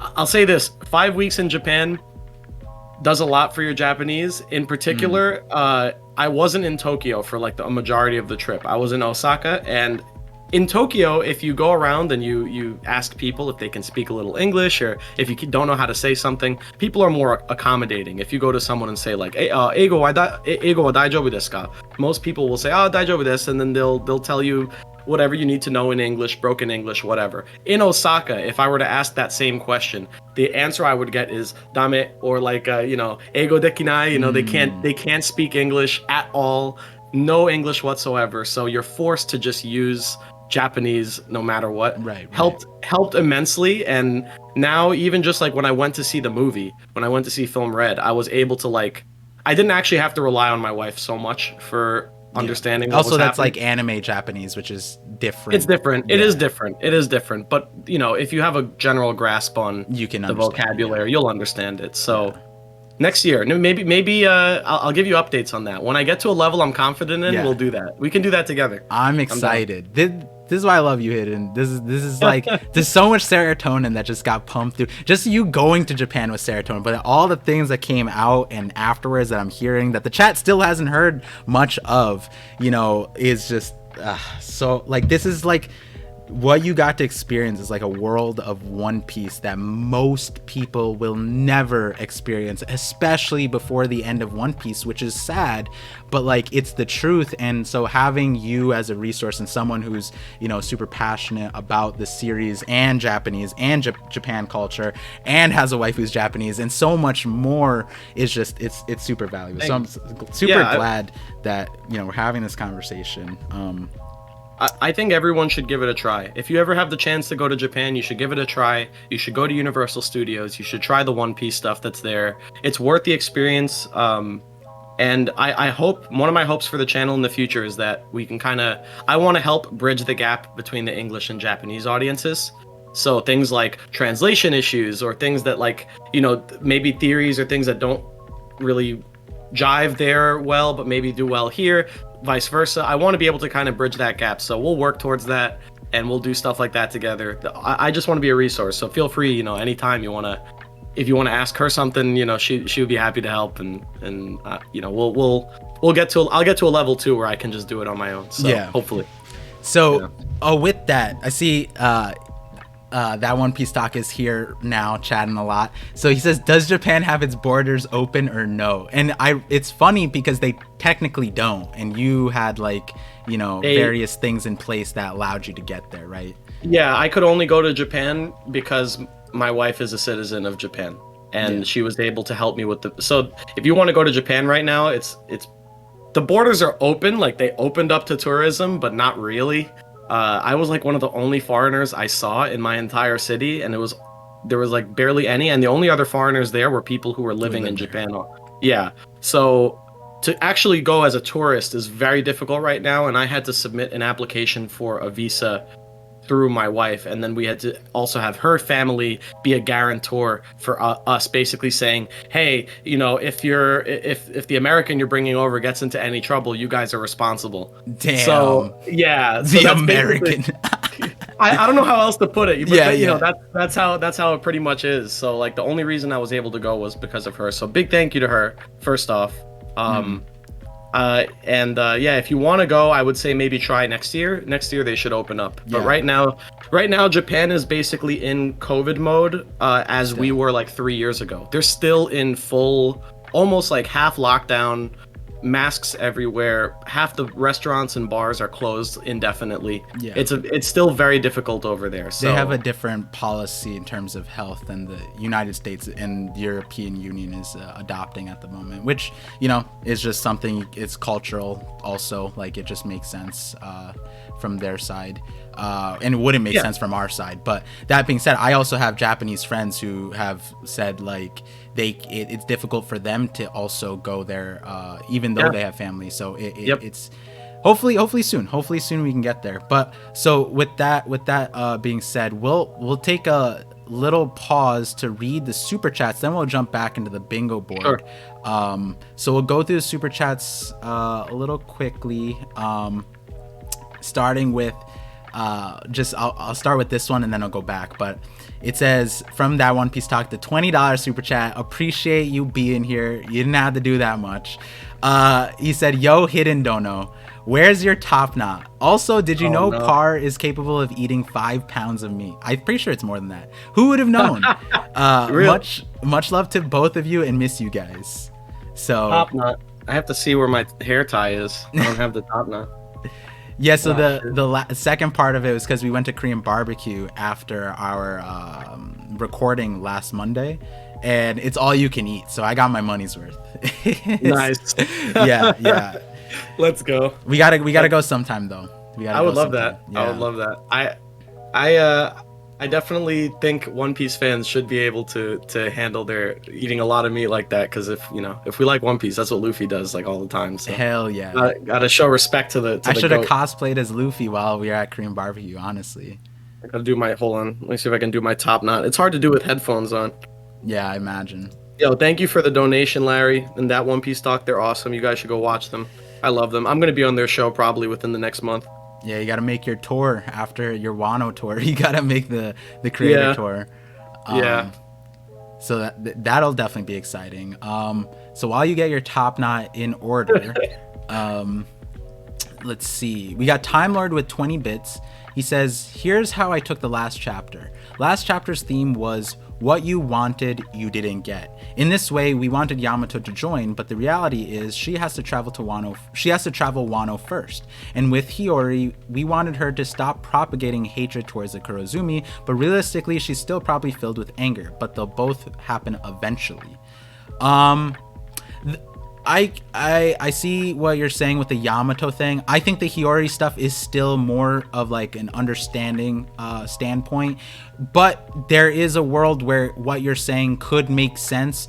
But if that were the case, I would have liked either mine or Randy's theory of Tama's. I say either because my idea was that Toko is Kurozumi, and then the other idea would be that Randy's idea that Tama is Kurozumi. And we know that both of these kids, well, Tama never interacted with Hiyori, but for Toko to be Kurozumi and then Hiyori to be Kozuki, and we've seen literally every panel since the war, they've always been together, whether it's in recovery, wherever it is, they're always together. And that would have been a great way for, if it was exposed, like, hey, this is a Kozuki and Kurozumi existing together, and that would have been like either a way to bring about the end of this hatred cycle explicitly, and maybe that happens in the future, I don't know, but the second part I'm more leaning towards like it's just towards Orochi. Yeah, and also Momo's gonna fix the country, right? Like that's his whole thing now, is he's gonna make things right in Wano. So we don't know what Momo's Wano is gonna look like, but there's still time for us to get back to Wano, or for even in a cover story to see what's happening in Wano since we left. And it's very possible there might even be a cover story where I saw someone mention this idea, I think, in my server, where they're like, the next cover story is going to have to be Yamato's adventures in Wano. And it's going to show us, like, yeah, Yamato going around the different regions. And there might be a cover story where we see, oh, the Kurozumi clan and you know, everyone hanging out and just having a good time. And it's like, things are normal, everyone's together, everyone's equal, like there's no more subjugation. That can be delivered to us still. It's not off the table yet. Yeah. And just because the arcs, like, here's one thing I have to like say on stream at least once, but you guys know the story we're reading. We've been reading One Piece a lot. Some of you guys, I know Randy's been reading since as early as like Alabasta or something, like really early on. A lot of you guys, I don't know when you started, whenever you started, we all read the same story. And you know, just like everyone else, we all know that Oda is not a writer who puts his arcs and parts of his story in a bubble. They do not exist in a vacuum. They are part of a larger story. Skypiea, when Skypiea first came out, and I confirmed this, that Japanese fan, I talked to him, he's been reading since East Blue. And when he read Skypiea for the first time, he confirmed this with me online. No one knew what the hell the point of the Skypiea arc was. It was not clear. It was very disconnected from everything else. People were like, this felt almost like a waste. Like what was the point of this arc if we're just going back down to the Blue Sea? But now, all these years later, we have so much context to say, wow, Skypiea was really great. It really it contextualized a lot of the events that would happen later in the story. It's a microcosm for the One Piece world, blah, blah, blah. All these little details and historical points that connect back to Skypiea now. Wano's going to be the same way. Oda did not write Wano in a bubble. He wrote it, and it's part of the world at large, and we're going to explore more of that world, and we're going to see more of Wano later, whether it's through cover stories or info dumps, whatever it may be. But it's not over. All the loose ends can still be tied, and even if they're not, I don't know. I don't feel like it was done horribly. Of course I would have loved to get like more Right. clarity on certain things, but And I we still have time. I think to add to that, I think like I hope we address more than not the things that weren't addressed in Wano, and I have a few theories that take some of those plot points and gives them a more complete ending in the last saga, and it makes more sense to talk about them in the last saga than in Wano. But I think you brought up a good point yesterday on your live stream where to you it felt like there was a lot of fat that could have been trimmed from Act 1 and Act 2, right? Yes. And I think the things that we consider fat can only be considered fat until we get to the end of the story, because there's plenty of opportunity for a lot of those storylines, the quote unquote fat, to be converted into meaningful things in the last saga. So that fat content of Act 1 and Act 2 may not be fat, and we just don't recognize it. So when we say like to trim the fat on that part, it might be that those parts, just like in Skypiea, just like in other arcs, will gain value as we move on in the story, right? Yeah. So even then, when you were talking about it yesterday on stream, like your knocks for Wano, those might not be knocks because we don't know yet, right? So when people rate Wano now, they're gonna just rate it as a bubble, whereas like you're saying, and like I've been saying, it's like Wano of any arc, of any story within One Piece, was never meant to be a standalone. The fact is, we got introduced to Wano more times in pre-time skip than even the last saga. The last saga is just this overarching thing that we are expecting to be at the end. But when you think about like the narrative like connections of like Wano in Thriller Bark, and Wano was brought up more than just Thriller Bark. It was like the Sea Stone and all of these other things. It was brought up multiple the samurai. I feel like even in Baratier or Arlong Park, there was like more Wano stuff too, just like very lightly. I know that in Baratier they mentioned Fishman Island. Yeah, they did mention some future stuff. Yeah. So it's like Wano's the only arc out of every arc in One Piece. It's the only arc currently that does not have the benefit of having a before and after. Yeah. Every arc has a before and after to it, and Wano is, we just hit the end, so we don't get to see all the after, the context and stuff that happens after, and it's only for this arc. Every other arc has that benefit. So yeah, I don't want to keep saying, because everyone's been saying, oh, it's too early to judge it, and now the arc's over, and I don't want to still say, hey guys, it's too early to judge the arc, but it's One Piece. Some of the things that are being used as criticism might not be completely valid to do until we see what Oda does with it, right? Yes, exactly. But that being said, it's not like you can't. There's definitely something, like we earlier on the thing, we were talking about some of our criticisms of just this chapter. We could go back, take a more focused look. It also doesn't make sense to like sit back here and just like in like a few days synthesize all of Wano. That's something that takes a while to like let sit, think about, and we said it off stream earlier. It's like the first reaction you have may not always be the proper reaction or the best reaction. Everything needs a reflection and sitting down and thinking about things. That's just life. And so I just want to read Oscar's chat here, and just to prove to the chat, I am reading chat. I've been reading chat the whole time. But he said, One Piece is going to be studied by the civilizations of the future. Mark my words. It's magnus opus that reflects our current civilization across the world beautifully.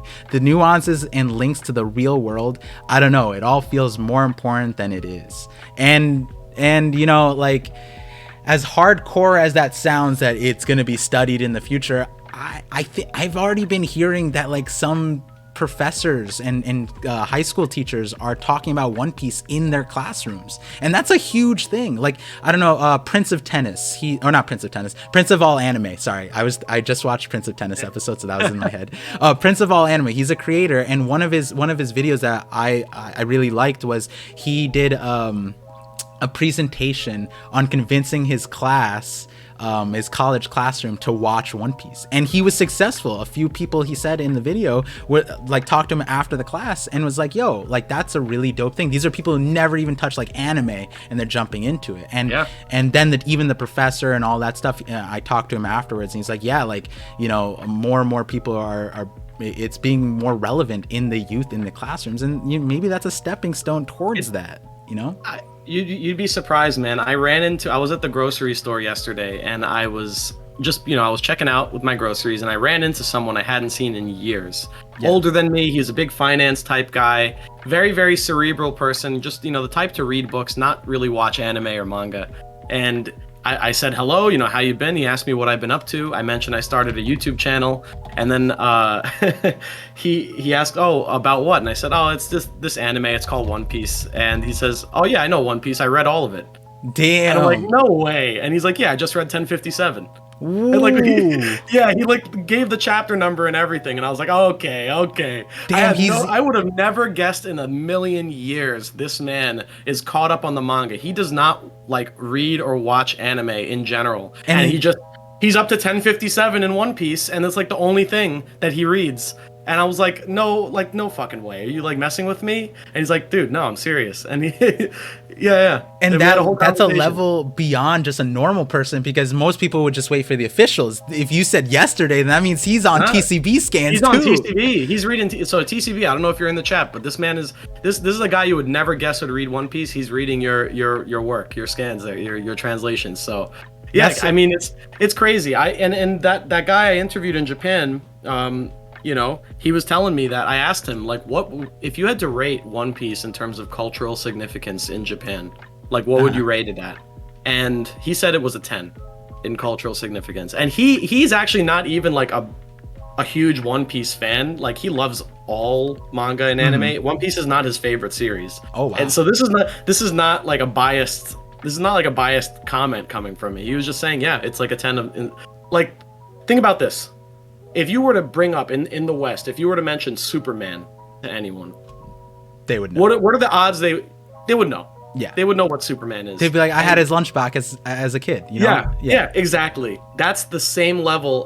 The way we think of Marvel superheroes in the West is how they think of One Piece in Japan, in the same level of cultural significance, if not more. If not more. If you guys yesterday, Hidden gave us a teaser, a quick highlight through some of his trips that he wanted to share. He might not share all of it, so I would tell you guys, is the VOD up on your second channel already? It is, yeah. Okay, so on there. I would tell you guys to go watch that thing, because he talked about how Movie Red's marketing, you literally could not go anywhere in the city without seeing Luffy, One Piece, Shanks, anything, everywhere, no matter where the chicken nuggets were red for Shanks. You could go into the most unrelated store in Japan, it would have nothing to do with anime or One Piece, and there will be a big cardboard cutout of Luffy and Shanks somewhere in the store, a poster on the wall with cologne. It's advertising the new cologne, and then it's the Shanks version of the cologne and the Luffy version of the cologne. It was so absurd. I didn't get the cologne, but I forgot to ask yesterday. Did you get the Deadbeat Dad cologne edition? If it was marketed that way, I would have got a lot of that. That would have been hilarious. But yeah, it's so culturally significant over there, and the way that the guy I was interviewing, Mato, the way he put it to me that made things very clear of how culturally significant it is that in Japan, there are comedians that will make jokes in their shows referencing One Piece.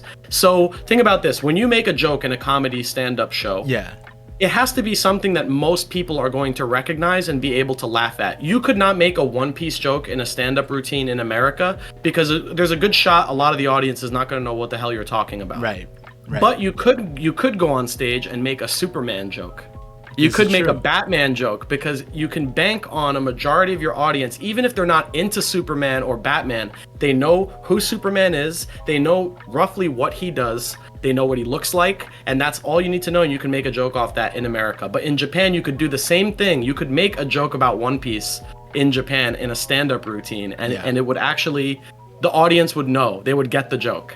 And so that's how culturally significant it is. And it's starting to change too, because we got the Olympics, and there was 3 medalists from Greece, France, and I think America, all doing I don't think one of them was from America. I forget where one of them did Frankie's pose, and I thought it was American, but maybe that person was doing Luffy, but they're doing One Piece moves at the Olympic stage, and people recognize it. It was newsworthy. People were like, posting things, and then on top of that, the French president Macron or whatever, he's just a super hardcore fan. He literally pretty much just went to Japan, not for his Olympic team. He went there to get an autograph from Oda, which is just unfair. He flexed his international clout. Lucky guy. Yeah, to get an autograph. I wish I had clout like that, guys. So how come you guys don't give me clout like? I'm joking. But yeah, we'll get there. Once we get big enough, we'll be able to send a letter to Oda or something, and then we'll do that. I didn't get the chance to do that, unfortunately, but next time. Once I can write in full Japanese, I'm gonna write him a letter and see if that ends up in an SBS. Yeah, it'll be great. It'll be fun. That's for sure. We should do that. We should all get together and do that. That would be so fun. Definitely a lot of fun. Let me get through the rest of these super chats and we'll hop back on the bingo board. Cool. Let's see. Make super chatted. Carrot hid in the boat and is gonna eat the Yuki Yuki no Mi. Well, percentage-wise, Carrot's on the boat. What's your take? Carrot is not on the boat, and she's not gonna join. Okay, that's it. She just got told she's gonna be the Duke of the Momoko Dukedom. Like, why come with the crew now? I don't know. Like, unless she needs a ride back to Zou, but I don't think they're making a stop at Zou. She'll be able to get there another way. She's not joining the crew. She's not coming on. She's not stowing away on the ship and getting the Yuki Yuki no Mi. If I'm wrong, I'll come out and be like, "Yo, sorry, you were right."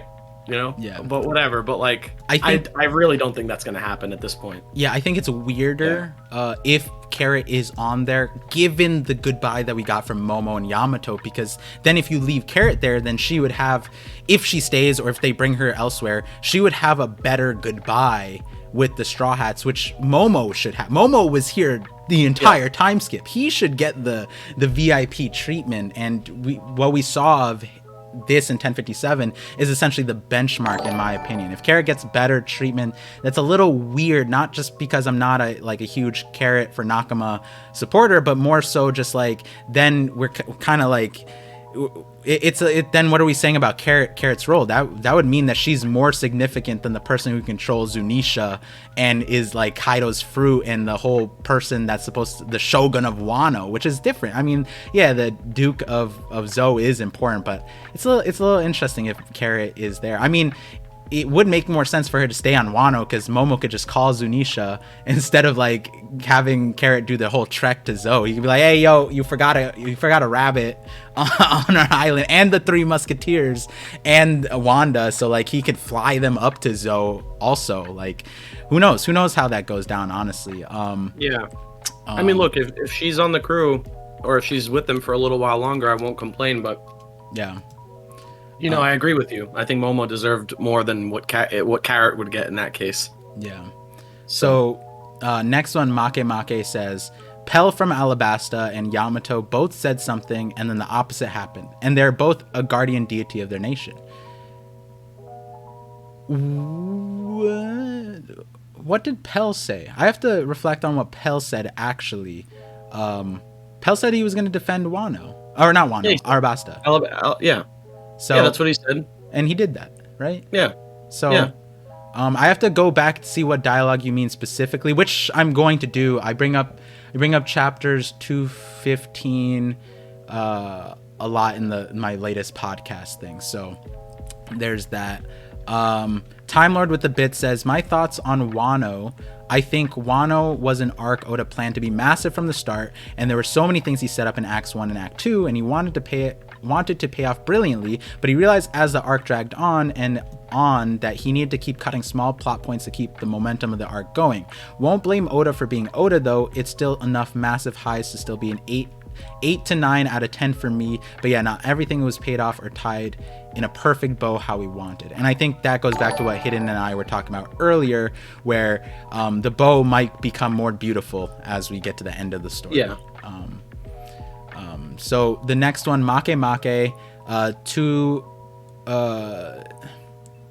forget what currency this is, but super chatted, he says, I feel like the Marines equal devil fruits and pirates equal hockey.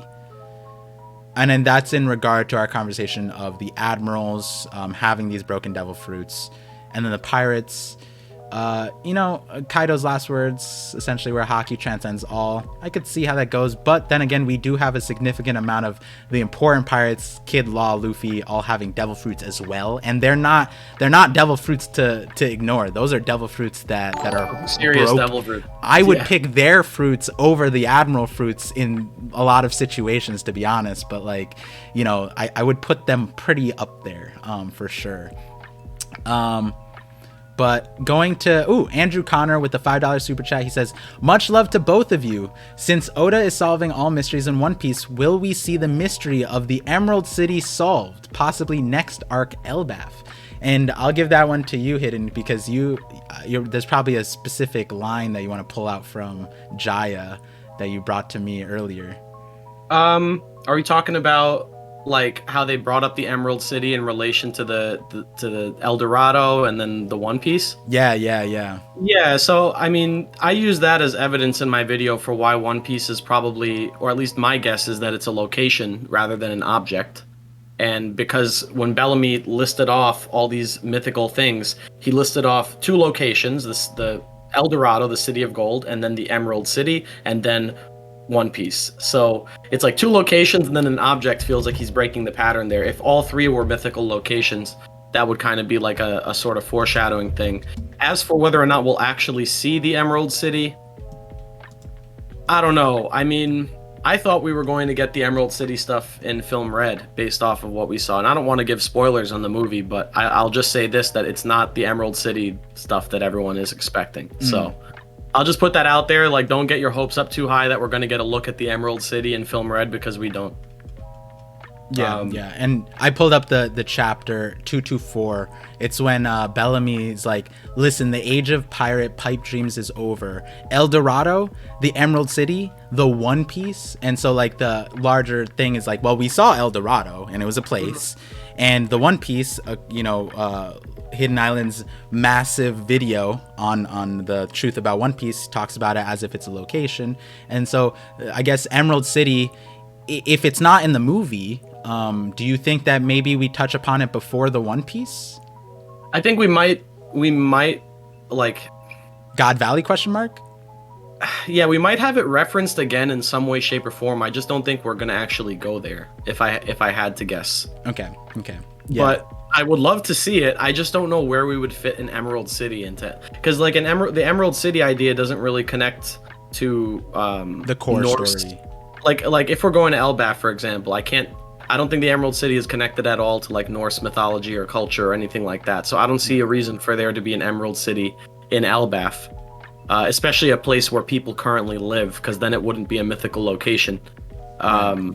So like maybe they encounter it, but if I had to guess, it might get brought up again, but we're not going to actually go. Right.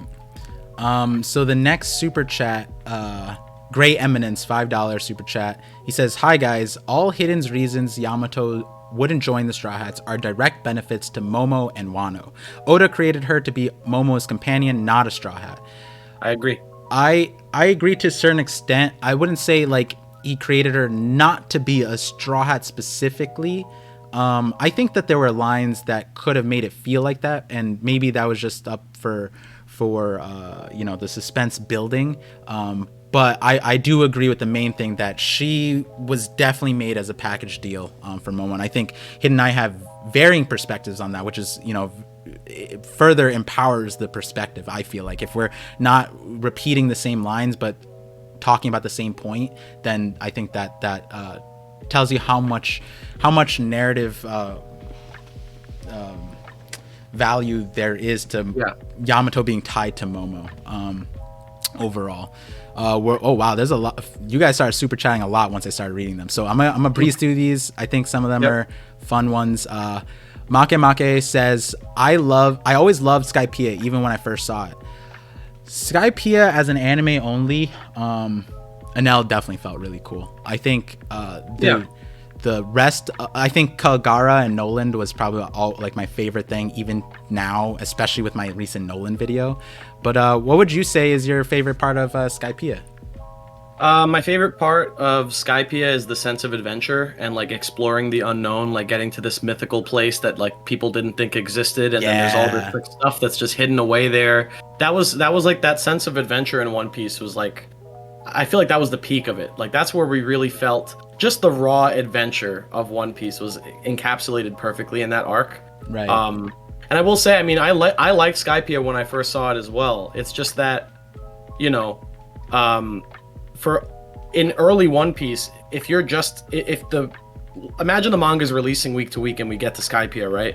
Everything prior to Skypiea, a good part of One Piece was these short 20 chapter, 10, 15 chapter arcs in East Blue. Suddenly we get a big saga of Alabasta, and the world's developing, the Warlord system, all that stuff. And then suddenly you take a break from that and you go to this completely isolated location that has nothing to do with anything that was established prior. Yeah. And it's just this own isolated adventure. That's more of what I was saying, where back then, at least from what I've been told, people were confused as to the execution and the purpose of Skypiea as an arc, which is, you know, kind of similar to what's happening now, where people are like, I don't get why, you know, Wano happened the way it did and certain things. So I'm just saying that the story recontextualizes the further we go in. Mm-hmm. Now people love Skypiea for different reasons than they loved it back then. That's the point. I liked what you said, because like that's something lost on us. So when we're going to Skypiea, like, put it in perspective. We went to island, it's all on water, and then all of a sudden we're fucking on a cloud. Like, that shit is crazy. That shit is crazy.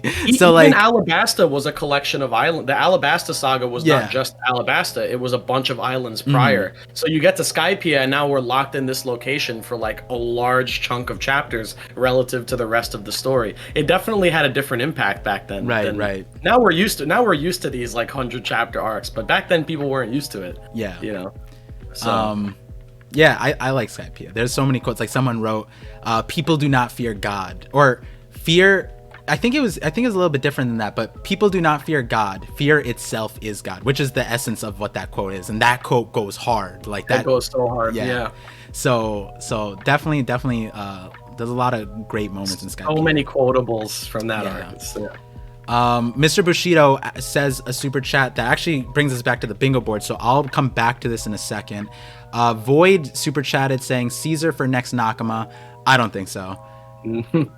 What do you think, Hidden? No. All right. He's gonna be with the Mad. There's gonna be a resurgence of the Mads team or something like that. More before there's a Straw Hat thing. Caesar is like a Mr. 3 type character. Mr. 3 was a complete douche, and he was a total douche, and he did nothing for a long time, and then came back, and then like had his own little like come up in Impel Down, and that was it. Caesar's he the same might be way. a Yonko commander right now.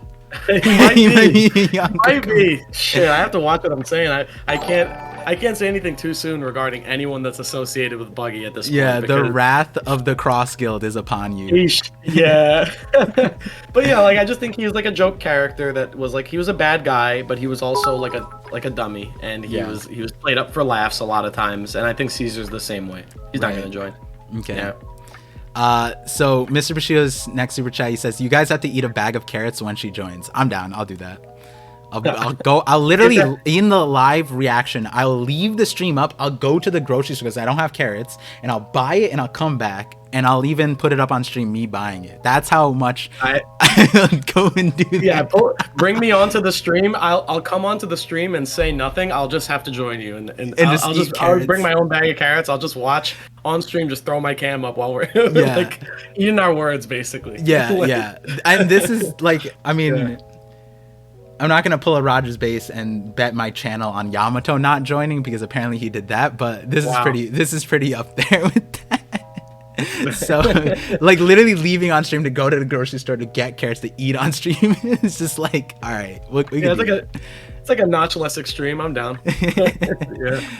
So another super chat from Make. He says, I mean, the way he was so sure he was going to die. I'm assuming that's in reference to a previous comment that I probably read. And Pell, the way he was going to die.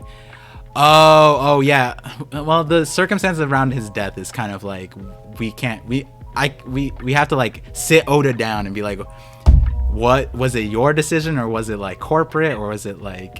Might have been an editor's decision if I had to guess. It's like, hey, this is a manga for kids. I don't know. That's it. People say, One Piece community is biased and won't point out the flaws in the story. I'm pretty sure everyone doesn't like. I don't think there's anyone that wanted Pell to come back alive after that moment. Yeah, I mean, even as a kid, I was just like, "What's this guy doing back here?" Like, get back in the ground. Yeah, I don't want to speak for everyone, but man, every single person I've talked to rips on the Pell moment. Okay, that's like a unanimously accepted flaw. I remember when I found out, I was just like, "What's this dude doing back here? Like, what is this bullshit?" I have a friend going through One Piece for the first time right now, and he's in Alabasta right now. He's right at the end, and he's the type of guy that wants drama in his story. So anytime a character looks like they're about to die, I always see his reaction. He's like, "Oh shit, is it gonna get real? Like, is it about to go down?" And then they don't die, and I'm like, "I'm sorry." He's gonna be happy when he comes to Wano a little bit. A little bit. I told him to like wait until like about halfway into the series. It gets a lot more. He'll be happier with Whole Cake Island, I think. Yeah, right? Yeah, that'll be Marineford, Whole Cake. Like, those are the arcs he's gonna like. But he's like 2 chapters away from Pell coming back, and I'm preparing for the backlash. He's gonna be like, dude, what are you making me read, bro? Like, this is like what kind of fairy tale is this? Yeah, exactly. Yeah, I'm ready for that. Yeah. So Time Lords with the bits, he says, "What do you think of the idea that Yamato not joining is an Arabasta parallel, and we're almost confirmed to get another crew member next time? I could almost see King simply as a Robin parallel, the right hand to set up more questions about Lunarians in the final saga." If you had said that out of context, but now that you said the King Robin parallel, I low-key, because the Crocodile Robin, Kaido King and the Arabasta parallel, I could see that. I didn't think about that prior. I think in our previous conversation, I did ask you, in our first collab, I did ask you how you felt about King's dialogue at the end of like Zoro's stuff, and how it felt like maybe there was like an alliance thing coming out, and we did discuss that a little bit.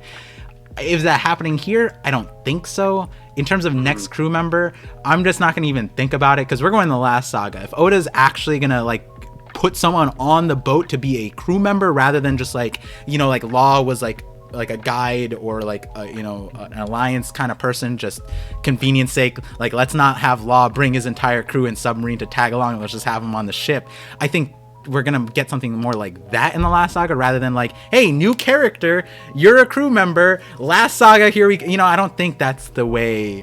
There's not even like time really for that. I have a new favorite choice for the next crewmate, and it's not my theory. It's a theory I saw on Reddit, and I have seen no one talk about this. It was posted in my server, so I will not take any credit for this idea. Okay? I wish I knew the guy who wrote it, but so he's saying that the next potential crewmate, and I love this idea, is Drake.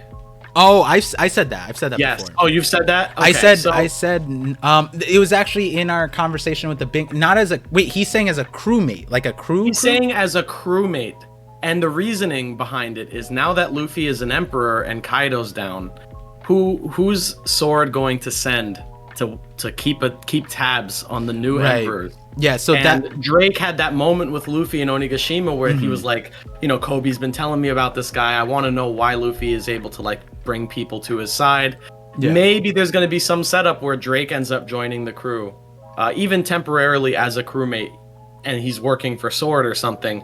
Right. I love the idea of like he joins undercover, but little by little gets like drawn into the crew dynamic and kind of assimilates with the crew and ends up kind of turning coat from the Marines and just becoming a pirate again. Yeah, like an actual pirate. Yeah. So with that one, if you look at the bingo box, the members of Sword, not that one. Actually, it was also the Yaruj shows up. So behind those headlines is when we talked about Drake being so my perspective was that he's essentially the next Law, where Law brought us into the Yonko saga and he told us about Kaido and like the territories and all that stuff. So the last saga is going to be about the world government, and Drake has the information on Vegapunk. He's a member of Sword and all of that. So he would be the next, like Law's leaving, Drake might be the next Law to bring us into the last saga. Yes. So I wasn't on like, him being crew, I more said like him being like the next Law, and I like that idea. I still think that's a possibility. We don't know what happened to Drake, honestly. I see in the chat people are saying Mr. Bushido made that theory. So I know Mr. Bushido's always in our chat. So yeah, Mr. Bushido, shout out to you. I love that idea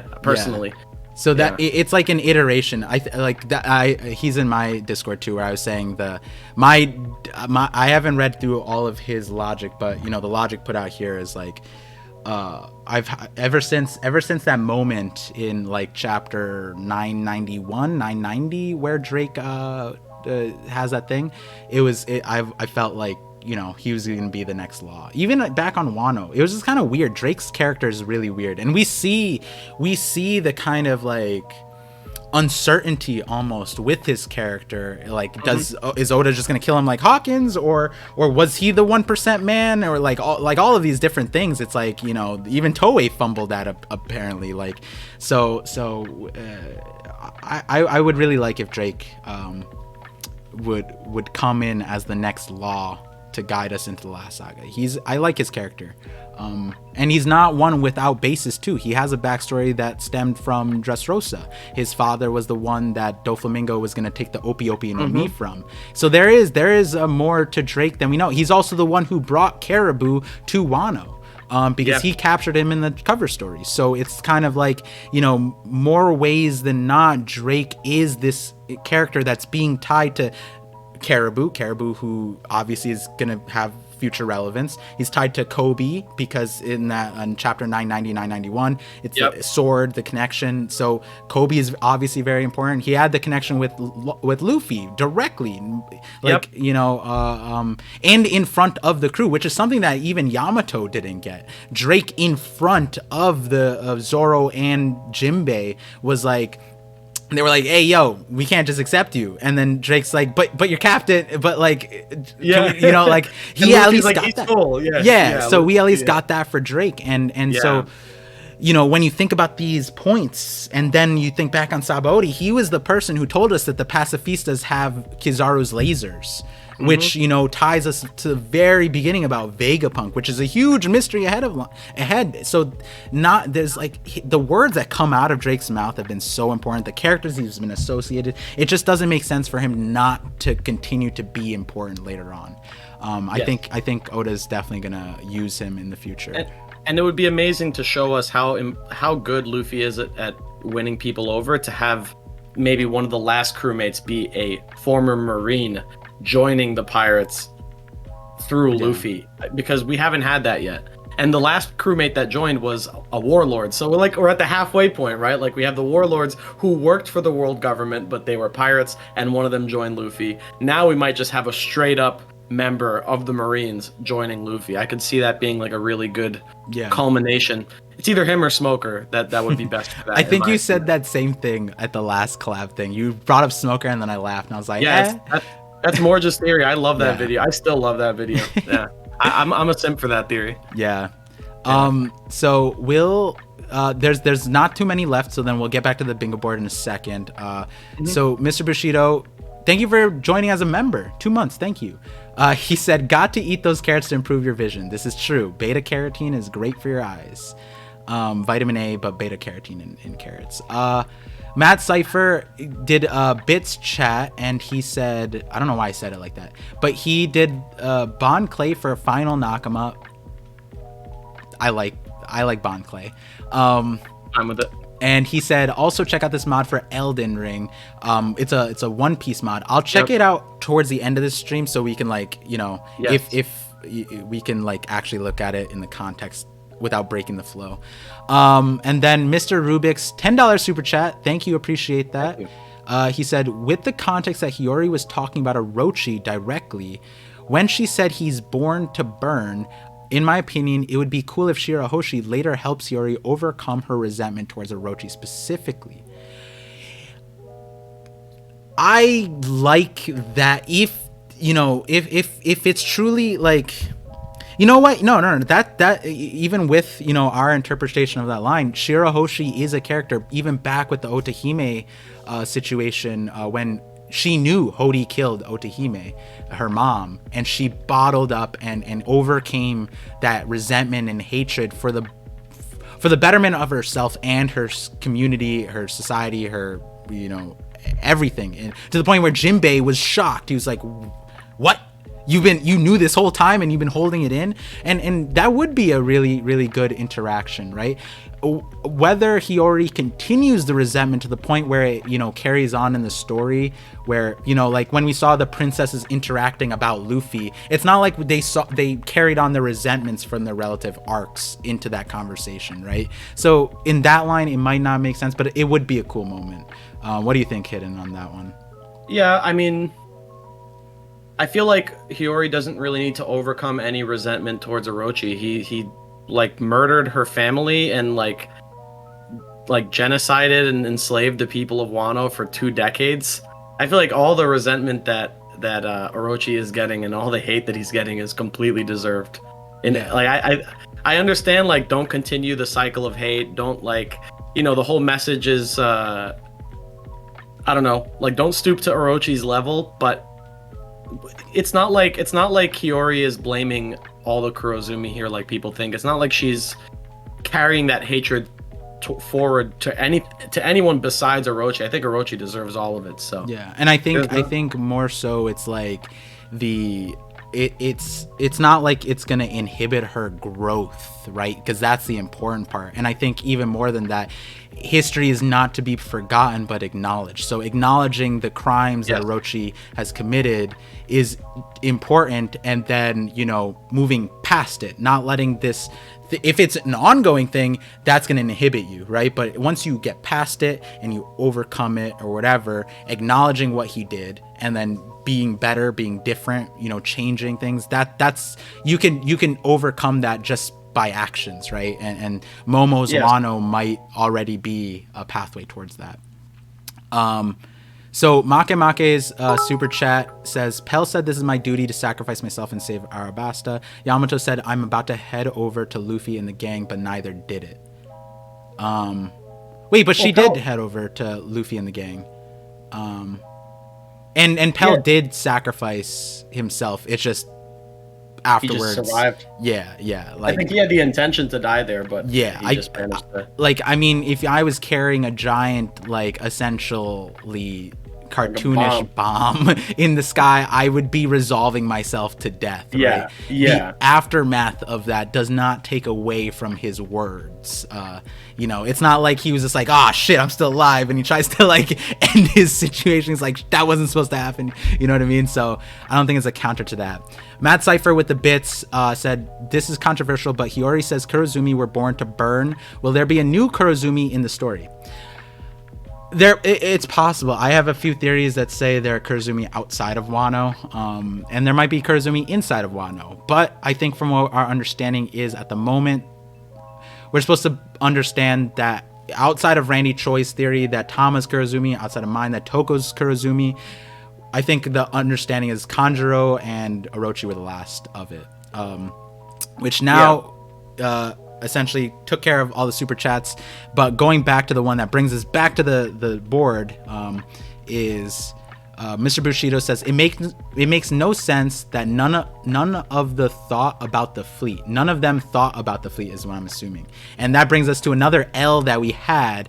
But do we consider this an L? No, because we still got the rest of the year. All right. So we could have the Grand Fleet pull up elsewhere. It still counts. Okay, so should I just leave that blank, or should I have like a white opacity like circle? We should only do greens and reds for the ones that we got definitively right and the ones we got wrong. Okay. And the rest of them that are not clear yet, we can just leave unchecked. All right. Do we? So the chat's gonna come out here and be like, "That's copium." Are we using copium to fuel the Grand Fleet arriving? Or is, you know, I think there is we get a Grand Fleet address by the end of the year. I think that would make sense. I think we can. I mean, look, the one of the most recent chapters with Shanks, he addressed one of the members of the Grand Fleet. He talked about what Bartolomeo was doing in Shanks's territory, burning down the flags and like putting Luffy's flag up. He literally mentioned that like 2 chapters ago. He's like, hey, we can't ignore what's going on in our backyard. So like we have Shanks already referencing a Grand Fleet member. So, it could be set up. Like we could have the Grand Fleet pull up before the end of the year. I'm not gonna put a red over that yet. I don't think that's copium at all. All right. I think we're still in the game with that one. Okay. All right. So then let's take out this one. This one is a definite red one, I think, which is No More Yonko. No More Yonko. Also, newspaper headline: Sabo is dead. That's a fat L on my part. That's a huge L on my part. What's funny is I went back to your VOD, and you have the chat up for it, and a few people in the chat predicted Sabo, the headline would be Sabo kills Cobra and Vivi's missing. And if you listen to the conversation that we had, we wrote this headline to be extra juicy. You pulled it out of me to, for the sake of it. But when you listen to the context of what we did talk about on both of our sides, my side more than yours, because you said Sabo was off-screen dead, and that was crazy. But and I called you out on that. But it's fine. But the earlier conversation between us, you also was just like, one of the headlines that you proposed was Sabo kills Cobra and Vivi's missing. That is one of the things you proposed to me. And I said, if you also think that we're gonna get the newspaper headline to help me out, and my line of thinking was more along the lines, I didn't predict all of the stuff, but I said that Sabo was not dead, but the headline might be that he's dead. But that was my line of thinking, that he wasn't dead, and whatever we get from the headlines was going to be misleading, and I think that's still true. I'm going to put it red, obviously, because the headline. It's red. No, because no, that was a lot of my influence on there, and this was me pushing my theory. It was wrong. All right, it was just wrong. I'm fine with it, but take the L there. So yeah. I mean, Sabo is not dead. He's very, very not dead. Yeah. He's the exact opposite. He's very alive, and now he's getting hyped up to a crazy degree. So, I'll take that as well. That's cool. And I think you guys will enjoy. I'll try and find the timestamp. I'll post in my Discord of when we started talking about that. And the thing is, I re-listened to it yesterday. I think I literally listened to it yesterday, and I was like, wow. This is a great conversation, actually. Like, well, all the conversation was great, but that part about the Sabo thing, because we talked about a lot of things that did happen and our thoughts about it, and the culmination of it was wrong, but it's fine, right? I think the No More Yonko one, in my head, the copium was that, are these still the Yonkos, Buggy, everyone? But they are still the Yonkos, so it's that's the thing, right? It's like if it weren't Buggy, it would have had to be Kid or Law, and if it's neither of them, then like there would only be three, and realistically in the story right now, I can't imagine Buggy is going to be such a major player in like the final conflict. At this point there's no telling, but I feel like the purpose of making Buggy a Yonko would be to just, Oda didn't want to get rid of the Yonko system, and in reality we only have to care about three of them. We only really have to care about Shanks, Blackbeard, and Luffy, because these are like the big players for the end of the story. And Buggy, I mean, maybe he'll be extra relevant. I don't know. Buggy's gonna be relevant, bro. I just feel like he's like a placeholder. He's like, all right, we need a fourth Yonko. Let's put Buggy in there, and like let's do some crazy shit with Buggy, and But, Phantom Greyfire threw out the blue cap. He's throwing out the cap on you. But yeah, so I mean that's a personal take, that's opinion, that's valid, right? Yeah. My personal thing is Buggy's gonna be hella relevant. I got multiple videos on it, so. Oh man, hey, if it happens, I will be happy either way. I'm happy with both results. I'm happy with it just being kind of like a joke thing happening in the background with Buggy. I'm also equally as happy with Buggy being a major relevant character right at the end. And either way I'm happy, so I don't care. Right. I just have my own guesses as to what's gonna happen. Yeah. So Shusui stays on Wano. That's a W for you. Yep. Because it is yep, that's a W. Not much to say about that one. I'd say that's a pretty just clear-cut W, because Zoro did not take it with him, so I'm assuming it's staying at Ryuma's grave. Yeah, I mean, we didn't even visit Ryuma's grave, so we don't even. No. So at this point in the story, was it Odin's grave, or whose graves were put all together in? next to Ryuma's. They made an Odin shrine similar to Ryuma. We don't know where Ryuma's was, but apparently Ryuma's also overlooks the capital, apparently. Okay. But we're not given a geographical location of it, and everyone related to Odin will die near Odin's grave, from my understanding. So, we essentially, like, even when we went to Ringo, the Eternal Graveyards, I don't think we were ever shown Ryuma's grave, which I would presume is there, and that's where Moria took Shusui in the first place, because that's where Gyukimaru is defending. So it like unless he just like gave up on Ryuma's grave because it was already robbed, vandalized or robbed, but I would assume it's there, and just overlooking Wano somehow. I'm not going to go into the geography of Wano, because apparently Wano's geography is just insane, all over the place. Just incredibly insane. What else we got? I can't wait. Great Cleansing begins. We can't we can't say anything on that yet. Sky Island Connection is, I think that's an L. I think that's a solid L. That's an L. That's an L, I would say. Unless we find out after the fact, but I don't think that's going to be the case at this point, because we got Underwater Wano. A lot of people, when Kaido was defeated with the volcano, the whole pyro blowing and all that stuff, that was like, when I was talking about this, I was saying there's something here that could relate, and the volcano thing wasn't known to us, and so a lot of people thought maybe a Sky Island was formed. And we don't know what the nature of Pluton is, but I'll definitely put an L on this and not show my bias to a particular theory that I might have in the future. But hey, we still got time left of the year, and this next one in the next row, Rouge showing up, could validate the Sky Island connection depending on how that's played out. So True. I say it's safe to put a red over it for now, but we could always come back to it later and be like, hey, this actually ended up working out, depending on Arouge. Yeah, and depends on Arouge. A lot of people think the man marked by flames could be Arouge, so maybe there's that too. A man with a burn scar or whatever it is. So we'll leave that one up for now, and then obviously, guys, the ones we're leaving up, we're gonna have another stream later on at the end of the year to go reflect on 2022. So that's why we're leaving things up, and who knows, maybe in between that time we maybe in the coming weeks we come back on Hidden stream, and then we do another bingo board with some updates.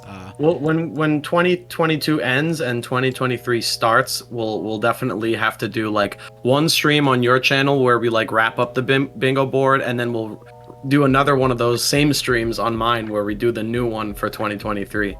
I think that would be be a good way to do it. Yeah, sounds good to me. Attack with liberation in the name. Bajrang Gun doesn't really. He was shouting about liberation as he was fighting, but it wasn't the name of the thing. Remember I don't know if you remember this. We were saying like, yo, what if he has like an energy beam attack, like a solar that's beam? On here. That's is that energy attack finishes the fight? That was an L too. Yo, he just went with the big punch. I mean, it was I'm telling you right now, I'm seeing our route to bingo here. It's the diagonal, from the top left corner to the bottom right, because we actually hit the bottom right. We got leaving Wano. That was an easy one. That's a layup. Oh yeah. Poneglyph reading. I mean, we didn't get a direct reading of the poneglyph, but we did have the poneglyph, and then we also found out about what one of the poneglyphs said regarding Pluton's location. So technically we did get a reading. So I think we did get a poneglyph. We did get a translation of a poneglyph, and we got the road poneglyph.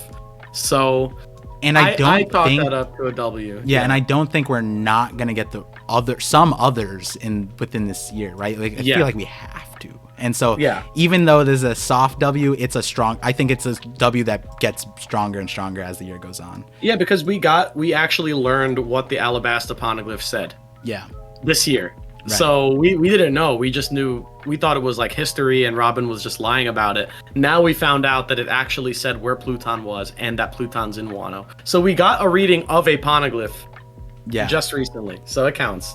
So if the Grand Fleet arrives, we hit bingo on this board. Yeah, that's wild. Yeah. Ooh, that's gonna be an exciting chat. If it happens this year, that's gonna be an exciting one. Toast to that stream. We will have to do a toast for that. Yeah. other than that, damn, we got slammed across, which is fun that we did this. I mean, we did that on purpose too, because when we were doing the stream, we were realizing like there's a lot of easy, low-hanging fruit, and then in some way in the halfway mark, we were just like this is too easy. We gotta start having some hot takes. Yeah, exactly. So another L is Kaido dying to the world government. That is an L. Which, we could, oh, I changed the wrong one. We could say through a twist of words that technically he died to a Kainu because the magma is 3-0 in the series. I'm joking. Yeah. No, well, if Kaido somehow is still alive and he comes back out of the ground and then he gets finished off by the world government all within this year, that technically is still possible. This is like supreme copium here. Yeah. I mean, but it's an L. We're just gonna take it there. Like, even though I have here, just quick question: Big Mom Kaido returning. How do you feel about that? Do you feel like it's gonna happen, or we're just gone? They're just done. Sheesh. The way that they went out is not the way I would expect an Emperor of the Sea to go out. And I can't help but feel like that last panel of them just like in the lava, their silhouettes, was a little bit foreboding. Whether or not that means they come back in full force and then we have a whole other conflict and fight with them, that's a whole other conversation. But I think that they can come back in some capacity. Whether or not they come back just to get smacked out like of the manga again. Like maybe end of series Luffy and all the end of series players are so strong that by the time Big Mom and Kaido come back, they just get like duffed and then they're just out like again. I could see that happening.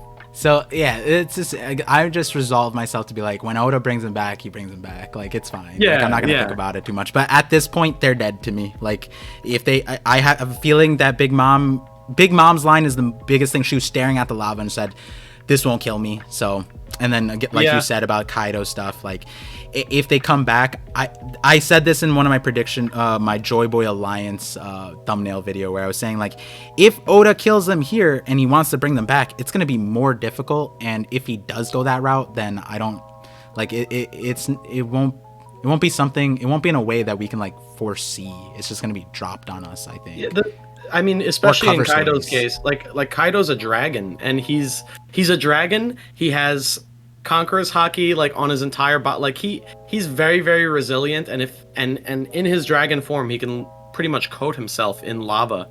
Like right towards the end, like the flaming drum dragon.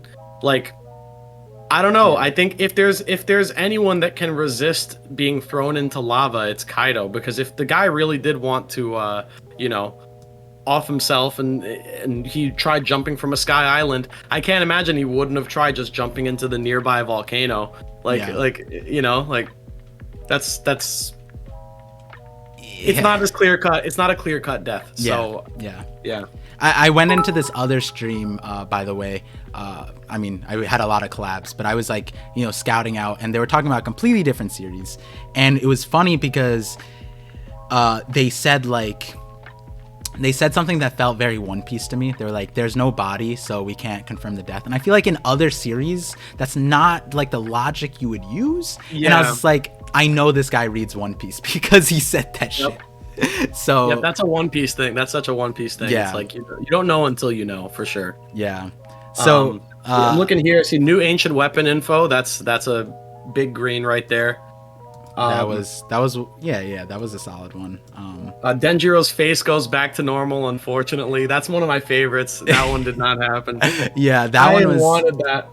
It was so close with the Raizo, and Shinobu went back to normal. I think in that conversation, we were talking about Shinobu a little bit, but we stuck with the Denjiro thing.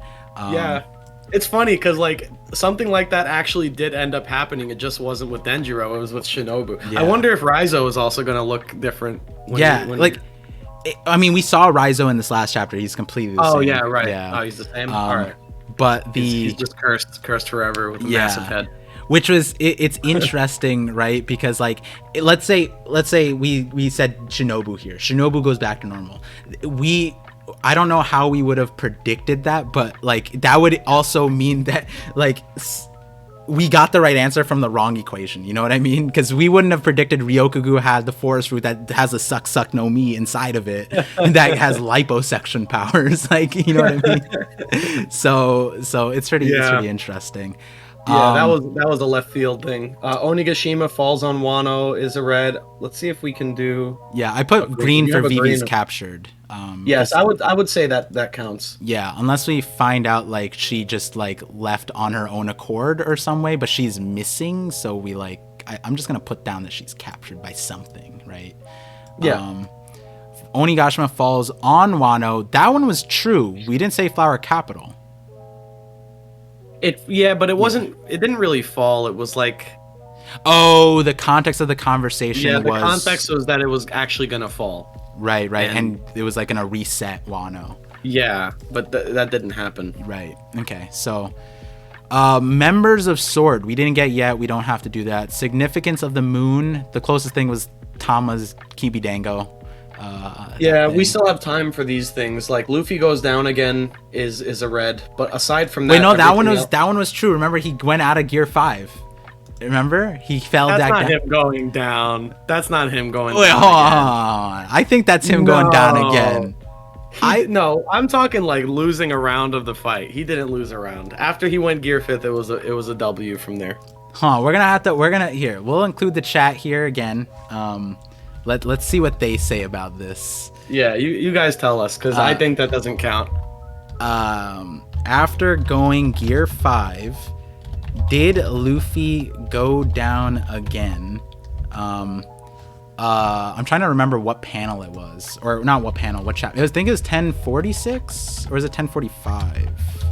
Or he turned old, like after that? Yeah, that one. I think that was 1047. He became old. Oh no, it's 1045. Yeah, really? Yep, 1045. Oh. Yep. He says, "Oh yeah, I was dying before this. Wow, it takes a lot of energy." So it's like right here. But that's not him going down though. That's just him reeling from the effects of Gear 5th. He went right back into it, like shortly after. Technically, he went down though. He was like, "Oof," and then Kaido was like, "It's over. You cannot defeat me." Put down here. Let's see what the chat says. Let's see what the chat says. I think most of the chat's gonna go on your side though. I think that makes sense. Thanks, guys. This is just, still conscious though. He didn't go down. I mean, but how often are we expecting Luffy to like pseudo die? You know what I mean? That one was kind of like, cause there's a difference, because like the other times he went down, like he was clearly knocked out for the count the first time, and then he got thrown in Udon. The next time he got knocked off of Onigashima, and he was like, his eyes were blacked out, and he had to get rescued in the ocean. Would you say the third time he went down and he had to activate Gear 5th to get back up? Like those are clearly going down. Would you say this is going down in when he did the Conquer's Hockey thing? And before Zoro debuted his Conquer's Hockey, Luffy, he still stared down at me. His eyes are white. He's not like he's unconscious, right? Yeah, like that's a knockout. Yeah. Like that's like a, Yeah. I'm talking about knockouts. If Luffy is just like, would you say that Luffy's going down whenever he like got his Gear 4th ran out and he had to take like 10 minutes to get his hockey back? Some people would say that's going down, actually. Some people, I wouldn't. Some people are fried. Yeah, so I'll put a red circle on that. Yeah. Was there wasn't a point after that? I think like after that it was pretty fluid. No, after that he just won. Won the fight. So Luffy goes down again. Here we go here. Let's see what the chat is saying. It's 80% no. 30% on Twitch with yes. 20% saying yes. All right. So, to 20% of you. I feel that. I'm with you. I would some extra brownie points for that one. Yeah.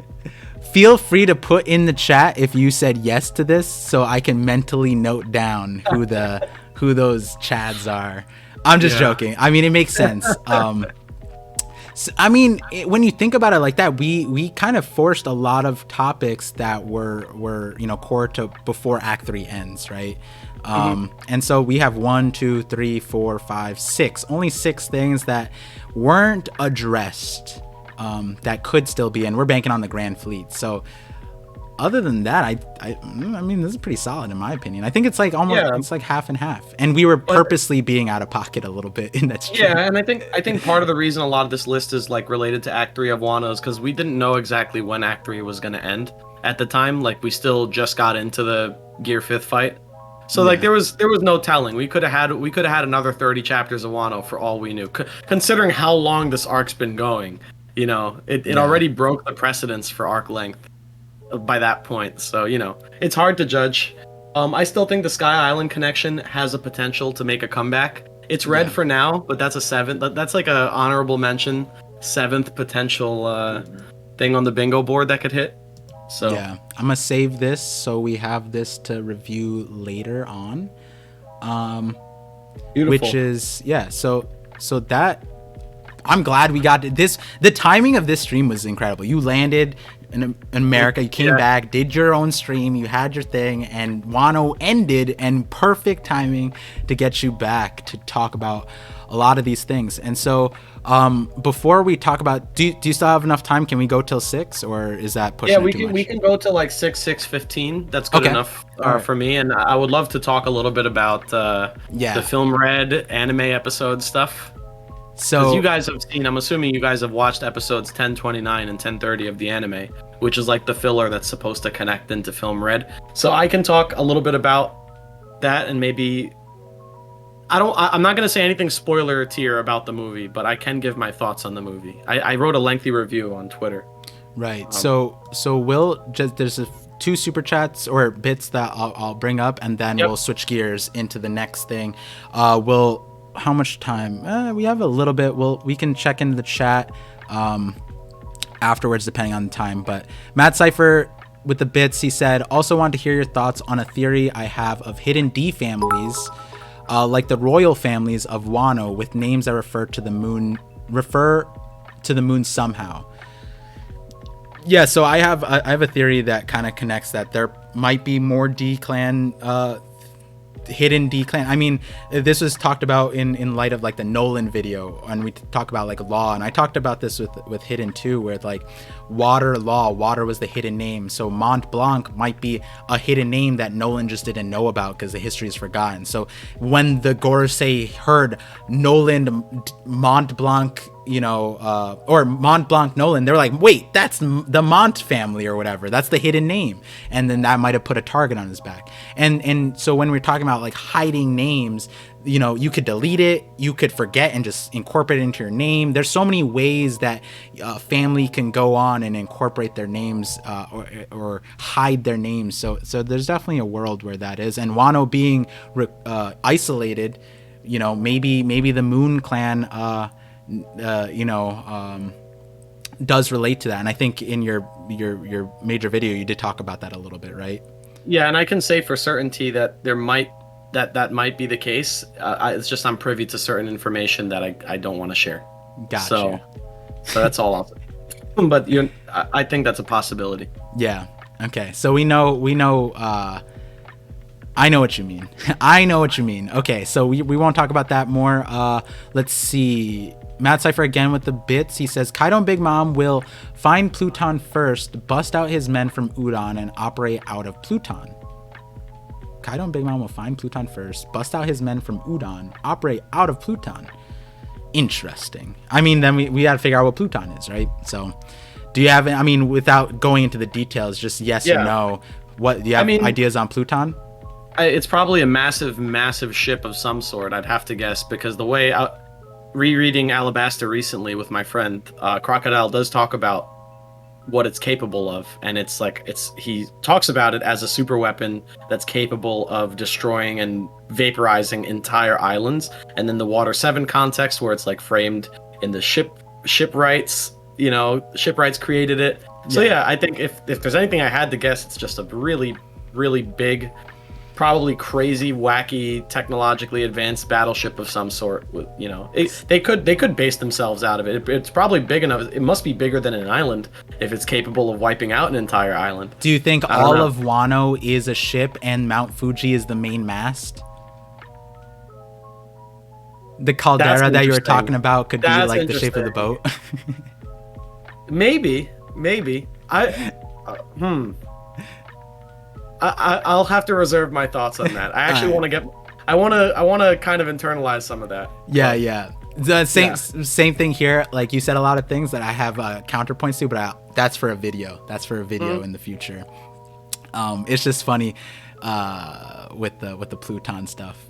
There's I don't know if have you heard about the Pluton is a mole theory? It's one of Pluton is a mole. Yeah, I've heard it. I do not know about this. Okay, I'll send you the video. So there's a small creator that just got a startup. His name, he's claiming his name on Pluton is a mole.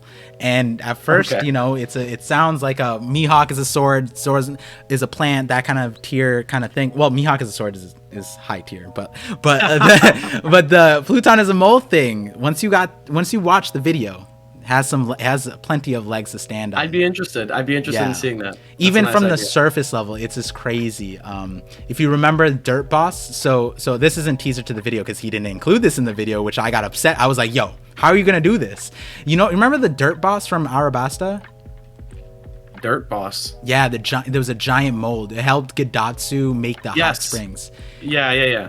On his hat is this Mount Fuji and the Japan rising sun on his like hard hat. Okay. And then another one that he didn't include in the second video, but he didn't include in the first. You remember the one port that was usable in Wano? The one that goes like straight up? Yes. What's the name of that port? Is that Mogura Port? Mole port. Okay. Shit. Yeah, and these weren't even the major points of his videos, and I was like, what the this is crazy. So I really like it. That's why I shouted out. There's an interesting theory about Wano that I'm actually not going to share here because it is in that Japanese perspective interview I'm going to be putting out in the documentary, but he had another theory about Wano, the guy I interviewed. And it's related to specifically, there's a panel that he's referring to, and there's some kanji in there that brings up some interesting questions about Wano and the meaning of Wano's name not being just the land of samurai. Gotcha. And I'll just say this, that Wano is written in katakana, but the original name for Japan, Wano, as in like Wano, like the real life Japan, was written with kanji that essentially it was equal to the land of harmony, or land of peace, whatever. Right. Those kanji can be read in a different way, and they make an appearance somewhere in One Piece. And that reading of that kanji can imply something very significant about Wano and its structure and geography. Yeah. And I hate to tease you guys with this. It will be in the video that the documentary I'm gonna put out. He has a really cool idea with that, and you can only get that if you know Japanese. Yeah, which is funny because maybe 2 or 3 weeks ago, I was hitting you with a bunch of like, what about this way with Wano and referring to it? It was like I imagine it was like borderline there, and I just didn't catch that panel and understand the nuances of the language there. Completely different from the country of gold thing. It's not. Yeah. It's a whole other thing. That's exciting. What I'm talking about is a whole other thing. Which is why it was great, because it was so out of left field. I had no idea this was like a possible interpretation, but it is. So yeah, so keep an eye out for that. You'll enjoy that for sure. Yeah. If you guys aren't subscribed to Hidden already, by the way, you guys definitely should. He has a gold mine that like no theorist could ever have. And we talked about that, at lengths in this thing, but not at the lengths that he's about to drop on his channel. And he talked about it yesterday, and that was still like a Cliff Notes version of it. So the full gold mine, is coming soon on his channel, and I'm there for it. There's a reason I've been hyping this up, because I'm just excited. And he doesn't even need to drop golden nuggets of information. Just like the experiencing is on its own. Like you were talking about Oda's hometown, Kumamoto, and how that could tie into different things yesterday on your stream, and that alone is like, I don't care how much research you do. That's probably not something you could find. Talking to the locals about the history and how that could impact Wano and One Piece and Oda in general. So that, you know, definitely subscribe to The Hidden Island. I would say, guys, you should get ready because I'm going to be making this mini documentary about my trip to Japan, and there's a lot of cool stuff in there, a lot of nice nuggets of information. If you're not just interested in all the promotional merchandise, all that like fun stuff, there's going to be stuff that you can take away with you and use in your own theories. I have some really cool bits of information. The Kumamoto stuff especially. I went to Oda's hometown.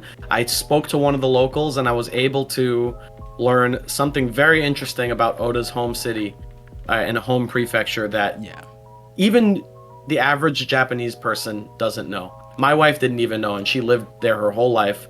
It's something you have to get from talking to one of the people in Oda's hometown, and that's, you know, keep an eye out. It'll be out within the next week or so. I'm going to be editing it. And they give you like, even earlier in the conversation, you said something and my brain was racing. And yesterday when you did that on stream, you brought up Kumamoto. I literally, like, I had you on headphones. I put you on speaker and just started pacing around. I was like, oh my God, wait, what is this? How does this? And I pulled up all the stuff on Kumamoto, looked at the geography. And while you were talking about it, I was looking at it. My mind was racing. So again, if you guys love One Piece, like, that's just like, the more perspective you get just makes everything so much better. And it just makes sense that Oda, if that was Oda's hometown, why wouldn't he incorporate it somehow? You know what I mean? I would 100%. He did in a massive way. Yeah, he really did in a big way. That's why I'm excited to get this out there, because you'll have a deeper appreciation for Wano, I think, once you learn some of this stuff. So, and for you guys who are like, want it ASAP, the reason why it would take longer is because Hidden's sitting on 5 weeks of gold mine footage that he has to sift through. And like, if you guys saw his Twitter, it's beautiful images. He had like his, you know, your official Japanese wedding with your wife too. There's so many different things in there. And I'm assuming you're not going to like cover that in the video, but you're going to sift through that because that's the more meaningful part to you. Yeah, so that's like, we have all the personal photos and all that stuff. Right. I put some on Twitter, but keep in mind the One Piece stuff, the stuff for the documentary video, that it's 5 weeks of footage. I got a lot of footage to download, sift through, edit, and then on top of that, I gotta like script what I'm going to be speaking over. It's going to take a while, but it's going to be a lot of work this next week. Keep an eye out. The video is going to be called A One Piece Fan's Trip to Japan. It's going to be big. I think you guys will like it.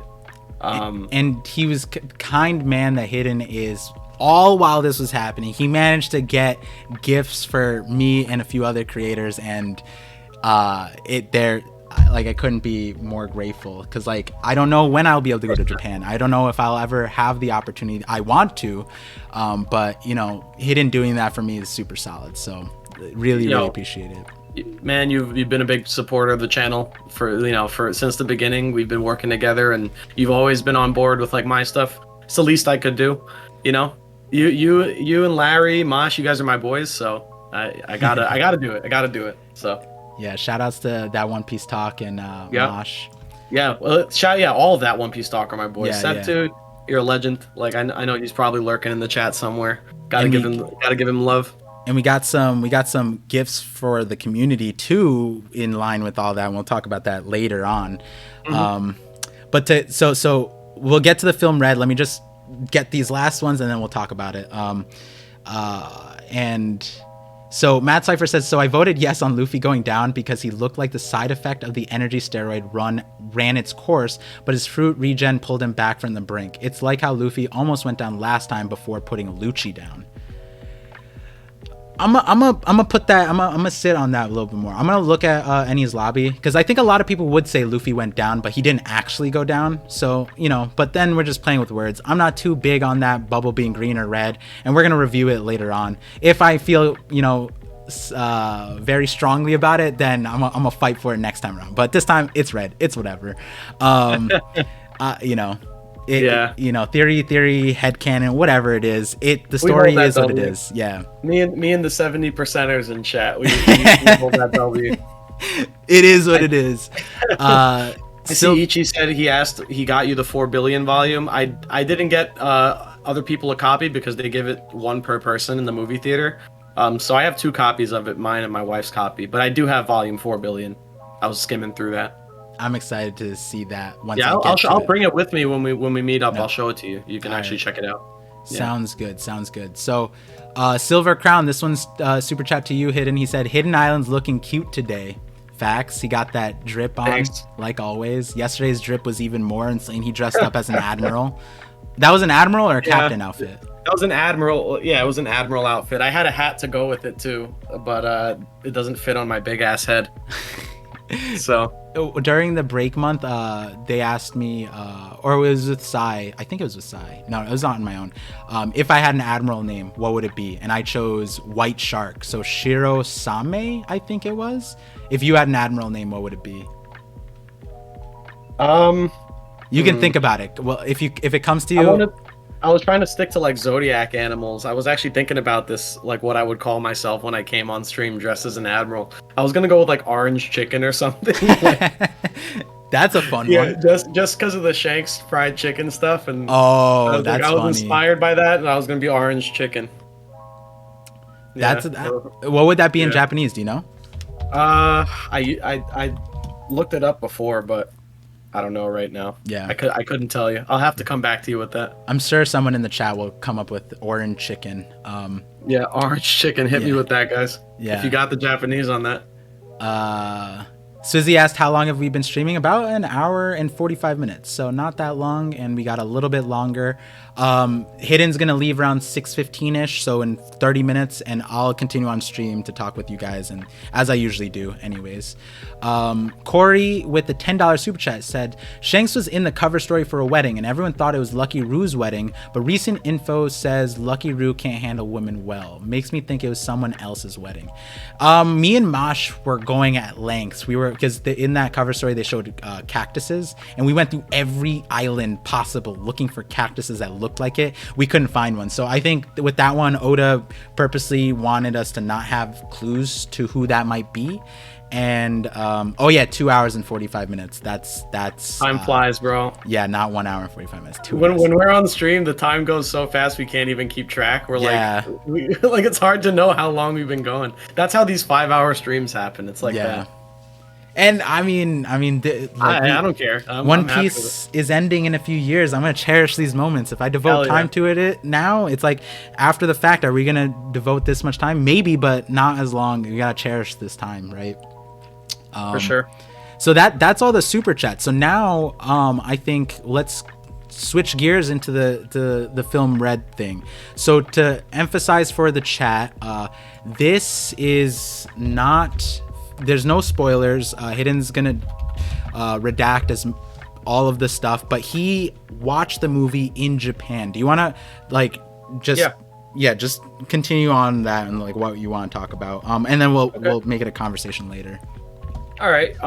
So I saw Film Red in Japan the day of release. I had caught the morning showing, which might mean that I might be the first, at least on One Piece YouTube, the first Western One Piece YouTuber to see Film Red.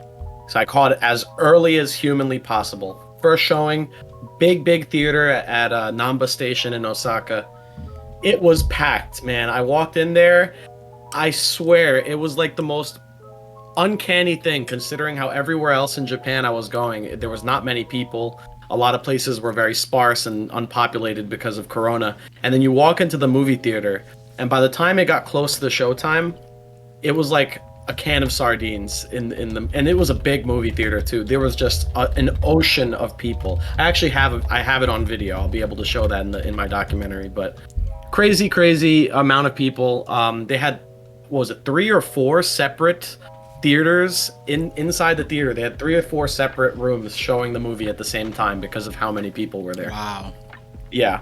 And what's cool is that, like, in Japanese movie theaters, when there's a new big movie coming out, they usually have a whole merchandise section in the movie theater. You can go buy merch for the movie. What is America doing? We just just get a popcorn box. And it just, oh my goodness. It's incredible. Like, you walk in and there was like a whole section of like One Piece stuff I got. I got some Film Red stuff. I was very hyped for this movie, and then I went in and then I watched it, and here's the big thing, drum roll. I didn't like it. I thought the movie was actually kind of bad. I'll be real. But your reasons for why it is bad make sense. I think anybody with your perspective would not like the movie, right? I think that's just like it. Yeah. You know, but so to share your perspective on like the musical part, right? That's essentially the major thing. Yeah. So I'm not going to get into spoilers with like the context of some of the music stuff, but what I will say is the movie is structured almost like a musical.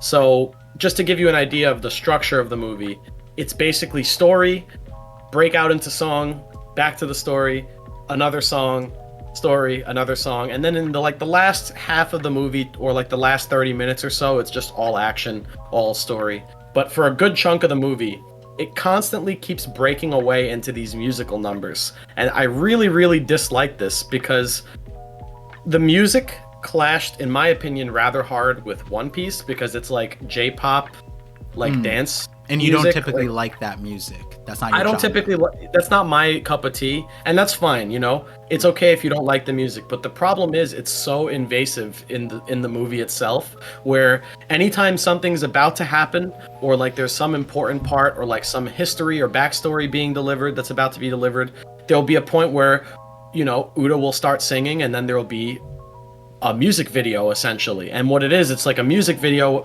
Imagine like an anime OP where Right. you have like all these like flashy things happening on screen, a bunch of characters doing X, Y, or Z. There's a character dancing. It's all upbeat and the music's playing. That's what it was. And it was multiple of those. There was at least like 6 of them in the Right. movie. I think Where it's just like anime OP style music videos that have nothing to do with the plot sometimes. Like, yeah, I think when we made this bingo board, for example, we didn't have this context. From the trailers, we knew music going to be heavy. I think the first teaser came out by that time. Yes. And during the break month, before spoilers came out, I think spoilers came out after the break month, but when spoilers came out, the full amount of them prior to that, Oda said that there was like 6 music videos and like 5 vlogs for Uta. And when I heard that there was going to be music videos released prior to it, I was like, wait, is this going to, like, that's when I started thinking, I was like, is this going to be more like a musical kind of thing?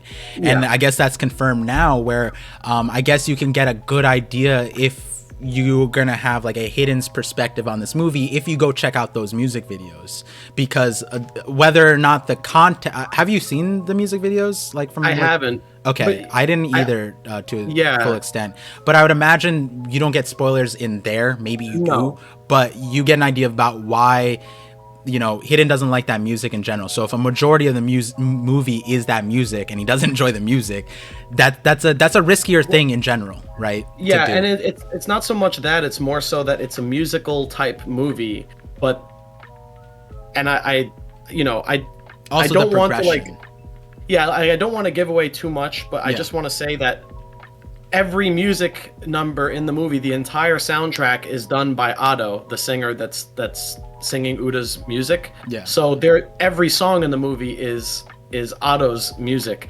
But music is such a big part of One Piece. There's an entire Straw Hat crewmate who's dedicated to music. Why didn't Brook, for example, like get a big musical like song, and then we have a song that's like gets a music video on YouTube? Like, why doesn't Brook have an album? Why doesn't he why doesn't he have his own like single that comes out or something? You know, like that was a good opportunity for that, but it's all just one singer, one genre, her music, and if you don't like her music, well, then you're gonna get that for like a good chunk of the movie. Which is risky, right? It's not like it's not like Kendrick Lamar, Black Panther, where it was just like that shit hit and it was like insane, and there was like no doubt in most people's minds. Like in the teaser, you already felt like this is phenomenal, right? Yeah. But and that even there, that's not like a musical type of thing. That was like it's just soundtrack. It was supporting the feeling with it, and to a point where it's like if you remove the soundtrack from Black Panther, I think it would hurt the film because of how beneficial that was and how beautifully made it was for the story.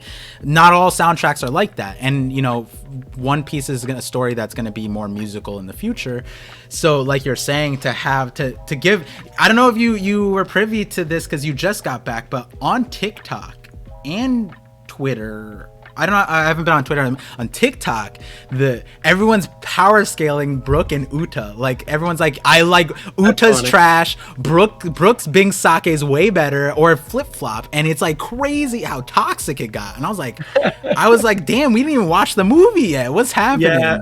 Well, that's the thing. It's like you have multiple characters that can actually also perform music in some capacity, and they just don't do it in the movie, and it's all just Otto's music. Yeah. And it's like, at least in Black Panther, like your example, right? Like that is a soundtrack that has various music artists making various songs for the movie. Now imagine if the entire soundtrack for Black Panther was one music artist, and what if you didn't like that one artist? You know, there's no variety to account for that. You didn't have, Film Red doesn't have like a mixture of different artists or different musicians doing songs. It's just one. So if you don't like that one, it's gonna grate on you after like the third music video. Another thing usually is that there's like a primary composer, or there's a primary musical director who strings everything together, and sometimes that could be the artist itself. I think Kendrick Lamar was that for Black Panther, but he still incorporated other people. A lot of other artists.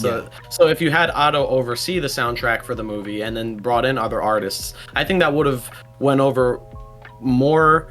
That would have went over better for a lot of people, and for me as well. I just and it's unfortunate that this is the perspective I'm giving you guys right now, because I don't want you to feel like I didn't like the movie purely because of her music.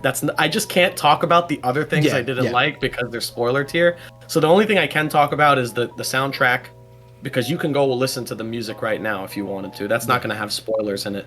But what we can talk about is I had you watch the 2 episodes of Uta filler arc. I don't even know what to call it at this point. I thought they were going to name it special episode, but it's 1029 and 1030, which essentially gave us the pre-chapter 1 story of Luffy, Uta, and Shanks and their relationship.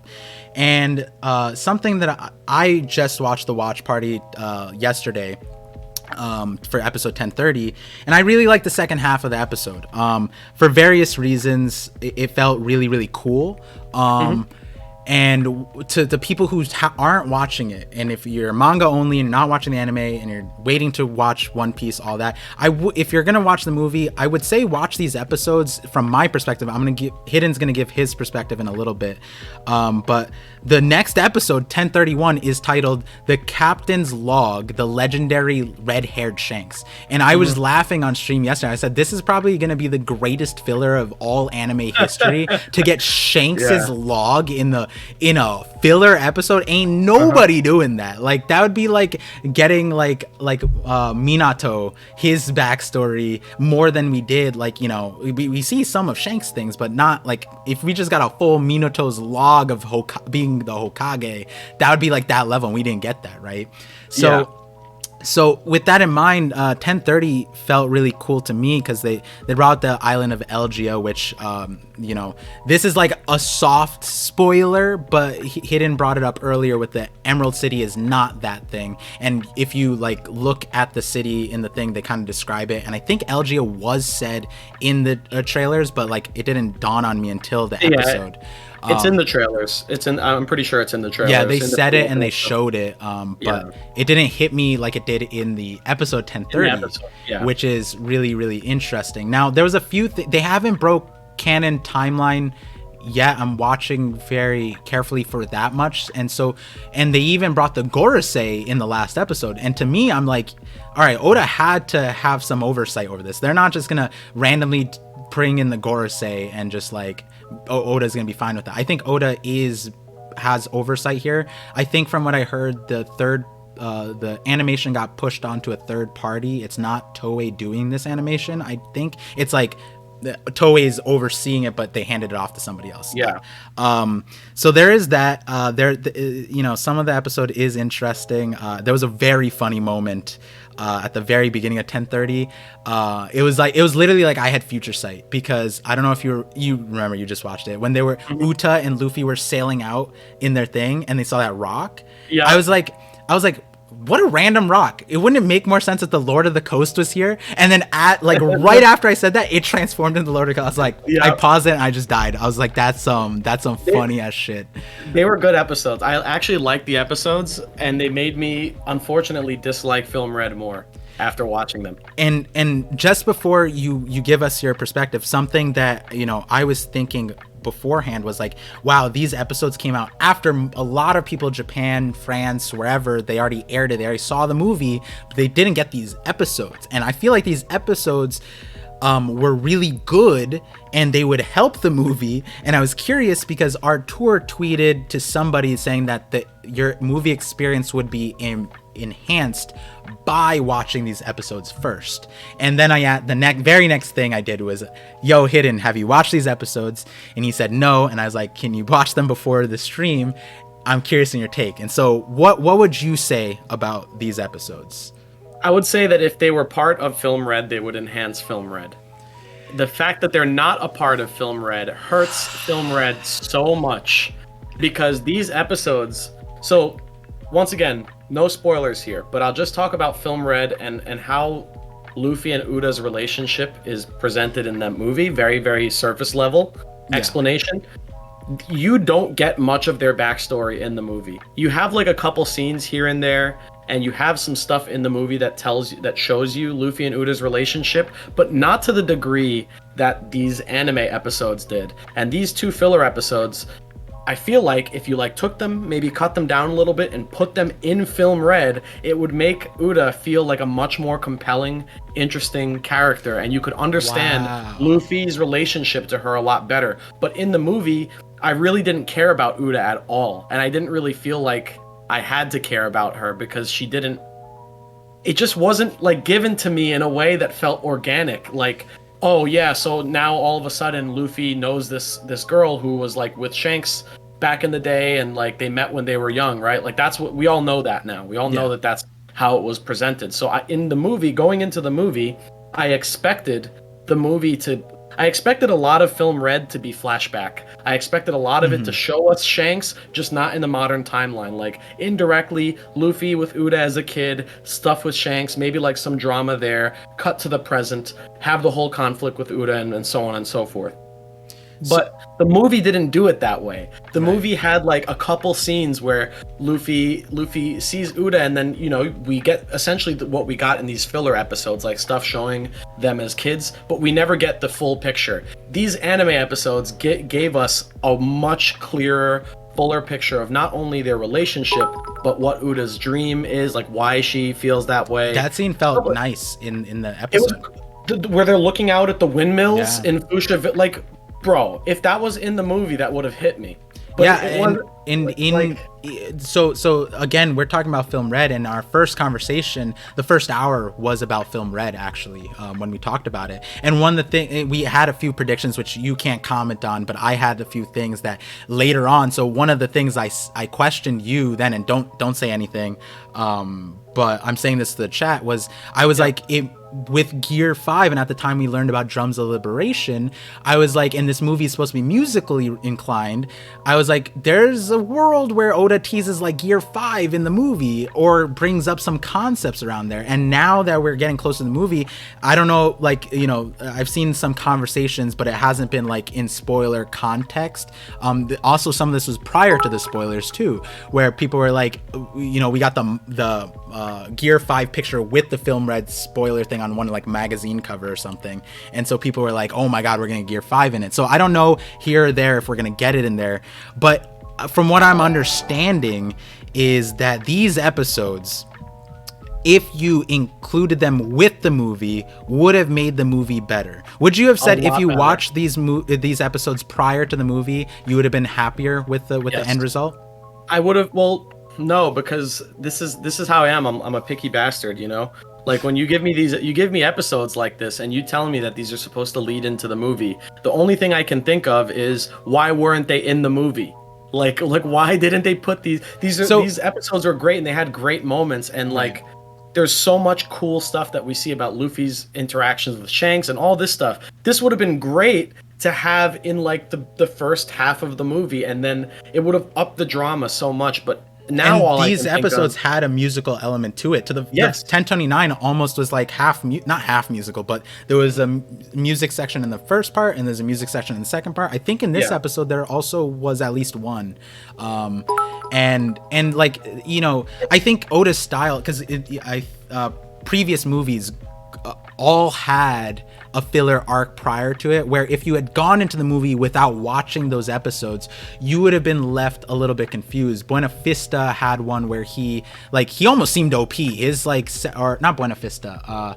Buena Vista had one, yes. Gil Tesoro. Gil Tesoro, yeah. Yeah, he had the bat dude that was like kind of wild and crazy. And so if you didn't watch the episodes that led into the movie, you'd be like, huh, where did he come from? And he had the whole, so in that, I'm going from memory, this is filler, so I don't have it committed to memory. We met Bartolomeo's sister in that, and she is actually canon in the filler arc, and there was like a silver mine section, and then that led into Gil Tesoro's gold thing. Yes. And you know, so there is that precedent where these episodes are valuable to the movie. But I do get your point that again, he can't go into the movie itself, but I wouldn't say like movie gold or whatever would be worse without these things. They would just get there's better. A reason. Yeah, there's a reason for that, because the other filler arcs that connected into the prior movies were not directly related to the movie's events. You don't have Gil Tesoro being a major character of that filler arc. It was another guy that had a connection to Gil Tesoro. Right. Like all these filler arcs prior to the movies usually have like a connecting character or connecting element that's supposed to set up the movie, kinda. But these two episodes, 1029 and 1030, are directly related to the events of the movie, to the point where I'm not going to specify which parts of the episodes, right, but there are some parts of those episodes that I watched that are either in the movie already or that directly reference an event that takes place in the movie. I won't tell you guys which ones, but just know that these episodes are heavily tied with the movie, and that they may as well have been a part of the movie, which is that's what I don't like. I don't like that if you want to get the full picture and enjoy the movie to the degree that like it's been written with all this depth and these character relationships, you have to also watch these two episodes, right, that for some people didn't even come out prior to them watching the movie. Which is kind of wild to me. That's wild, because they were supposed to come out at the beginning of July, and now I'm confused why. There was a beautiful entry point for them to do it. Where they left off now, they broke up Luffy's Conqueror's Coding episode, which just feels weirder because they broke that beautiful momentum they had. Whereas if they did it at the beginning of July, they could have left off at a cliffhanger at Odin's return with the scabbards, and that they could have just went into film red, and then it premiered, and then boom, it would have been like that. And so like I guess the over, you know, this at the end of the day, regardless of the perspective that you got to experience because of the way you got to view it also, and in your personal take on the music and the things that you can't tell us, I think it's valid to say that if you're planning to watch film red, you should watch these episodes. If you don't watch the anime, watch these things. These episodes are fun to watch. I really like them. If you watch the episodes, you'll like the movie more than I did, probably. Yeah. If you watch them after the fact, it might have a different effect. Because for me, I just feel like I can't help but just feel like, why didn't they put this in the movie? But you might, if you just consider it a whole package deal, you'll like it more. Yeah. That's so the thing. Episode 1029 was like iffy for me in the terms of like how it felt, but it felt fine, right? And then I found out that it was another studio that did it. I've heard in the chat Toei did 1030, which explains something. Some of the animation was a little bit off, I think. It was wonky. Like it looked like almost they smeared Vaseline on the screen at some points because of the art style. And then really we didn't get Ben Beckman. We got like Den Deckman until that final, you know, part with Luffy, which I was like, yo, Ben Beckman is the real dad here. Like that scene was beautiful. And I was like, what the hell? I guess they're not all deadbeat dads, because like that scene to me was like, wait, we're gonna give more time with Ben Beckman? That was so cool. That was what really hit me in the gut. That was the big gut punch of that episode for me, because it's like, in the movie, you don't get those moments like that where like you see Luffy with Ben Beckman, like you know, that's like, what we care about too. That's what we care. That's what we want to see. And this episode gave a lot of that to us, but it's just the movie is so much more focused on like the modern day Uda and like all like the movie events. You know, the stuff Yeah. that you would expect to happen in the movie. You don't get these sequences like where we see young Luffy being carried by Ben Beckman like that. So that's why like these episodes stung for me. And when you guys do watch the movie, I think you'll maybe understand what I'm talking about a little bit more. Right, right. And once the movie is officially out and I can talk about it in peace without worrying about spoilers, I'll be able to give you guys a full understanding of like why I didn't like the movie. If you do want to know, if you want to see the spoiler review, it's on my Twitter wall somewhere. I did post an essay about why I didn't like the movie. But it's not a bad One Piece movie. It's just very middle of the road, and it shouldn't have been because, like I said, the marketing for this movie was insane. I could walk into any store and see Shanks plastered on the wall, and the movie was marketed with Shanks as like the front man for the movie. Right. And then the movie itself is just a lot of music videos, and it just like it should have been the best One Piece movie considering how much money went into promoting this and how much hype went into it. All of Japan went red apparently. All of Japan went red, and like even people that weren't caught up on One Piece or who haven't been into One Piece for a long time went to go see this movie. And a lot of people, especially the group I went to the theater with, we all came out unanimously disappointed. Everyone I talked to, other people I talked to who I didn't go to see the movie with, who did see the movie, shared my sentiment. It is a pretty general opinion from the people I've talked to, so this is only my experience. I know that online Film Red is getting review bombed in Japan. Right, I've heard that. I don't know if that's just people being toxic or what, but it doesn't seem to be getting the best reception considering how much hype led up to this movie's release. Right. I wanted another Film Z. I wanted another One Piece movie that blew me away. Or didn't even have to blow me away, at least left me feeling satisfied, and I just didn't get that with this one, unfortunately. I wanted to like it, really. I bought Film Red merch. I wanted to like this movie so bad, but I just came out of it pretty disappointed. So, two things. I know you have to go in a little bit, so we'll start wrapping things up, but one, would you say, you're talking about like the expectation and the build up, and I think Wano also fell victim to that same thing where like, there was conversations that animators, editors, various interviews hyped up Wano to the point where it didn't meet those expectations despite not being as awful as people are receiving it right now, right? And I feel like because that buildup of expectation, it let for a larger fall. Now, when you're talking about Film Red, right, the amount of money, it's an absurd amount of money, it's an absurd amount of time. He even leaked like the man with the red hair is going to be moving in 2021, and then it ended up being the trailer to the movie that was the fulfillment of that statement, right? It's not a stretch to say that this movie was building itself up. Would you say without that expectation being built up, would the movie have felt as bad to you? And not just to you, because you said like the theater came out a little bit disappointed, and one thing about that is like 1057 felt a little disappointing. Bad is a different thing. Disappointing is different. You can sit down and reflect on disappointing and figure out like why was it disappointing, and then versus it being outright bad is a different conversation, right? So where on that disappointing bad expectation led to disappointment, what would you say there is? I know it's a little bit complicated. No, it's not. I understand what you're saying. So I would say I fall more on the disappointed side of things. Okay. But I do also have part of me that also thinks some parts were just genuinely bad. And that extends more into the plot and some of the stuff like the execution of the movie. So I won't talk about the plot here, but I will say this. I said this in my review. There are two types of One Piece movies that have been coming out in recent memory, okay?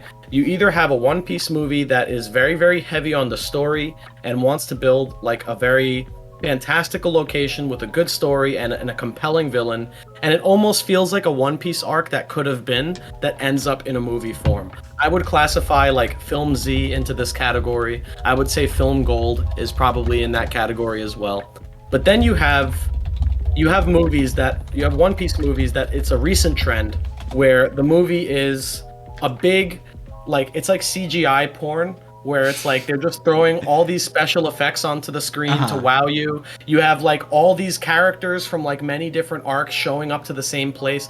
Perfect example, Stampede. That's the movie I'm thinking of in this regard, where the other type of One Piece movie is just fan service galore. I'm just, oh, you remember this character, you remember this character. Well, they're all here in the movie. They're all gonna have like 2 minutes of doing something cool. There's a cool flashy fight sequence, and that's it. And it's not really like deep. It's very, very shallow, and it's just for fun. It's just a movie you go to for fun.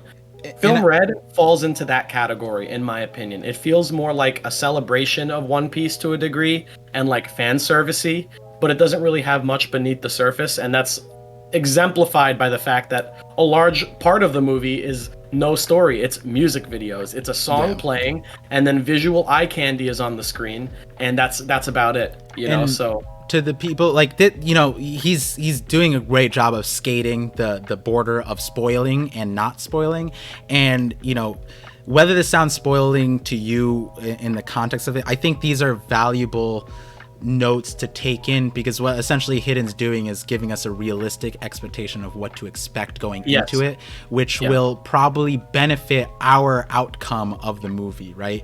And essentially a lot of the conversation that Hidden's had right now is like we essentially got debated a little bit, you know what I mean? And not, it's not, the issue comes in is it the viewer getting debated on their own, or is were we rightfully, like, you know, guided along by the marketing and etc., that kind of thing? Like how could we not be debated? Because Shanks is like front and center. I mean, this is Shanks we're talking about. Like, this is the man. Exactly. You know, he's the One Piece guy. Like, this, like, he's in chapter 1. You know, like, he's the one who gave Luffy the hat. So like, you have Shanks on the cover of anything, movie, video game, whatever. People's expectations are going to be high. Yeah. And if I went in with low expectations, I still would have come out with the opinion that the movie was not great, just because of all the other things, the stuff I was talking about. And like, you know, I like movies that feel like a contained, well thought out story. This didn't really feel that way, so that's why, like, my favorite One Piece movie is Film Z. Baron Omatsuri is another one. Those feel very self-contained, but they also feel like, in a way, they could fit into the world of One Piece on their own and stand up on their own among the rest of the story. With that in mind, a movie like Film Red is difficult to execute on, to like such a large character, to make it somewhat canon without spoiling the manga. Like, there's a lot of craziness that goes into it, but you know, what were you gonna say? I was just going to say, you do that with episodes 1029 and 1030. Right.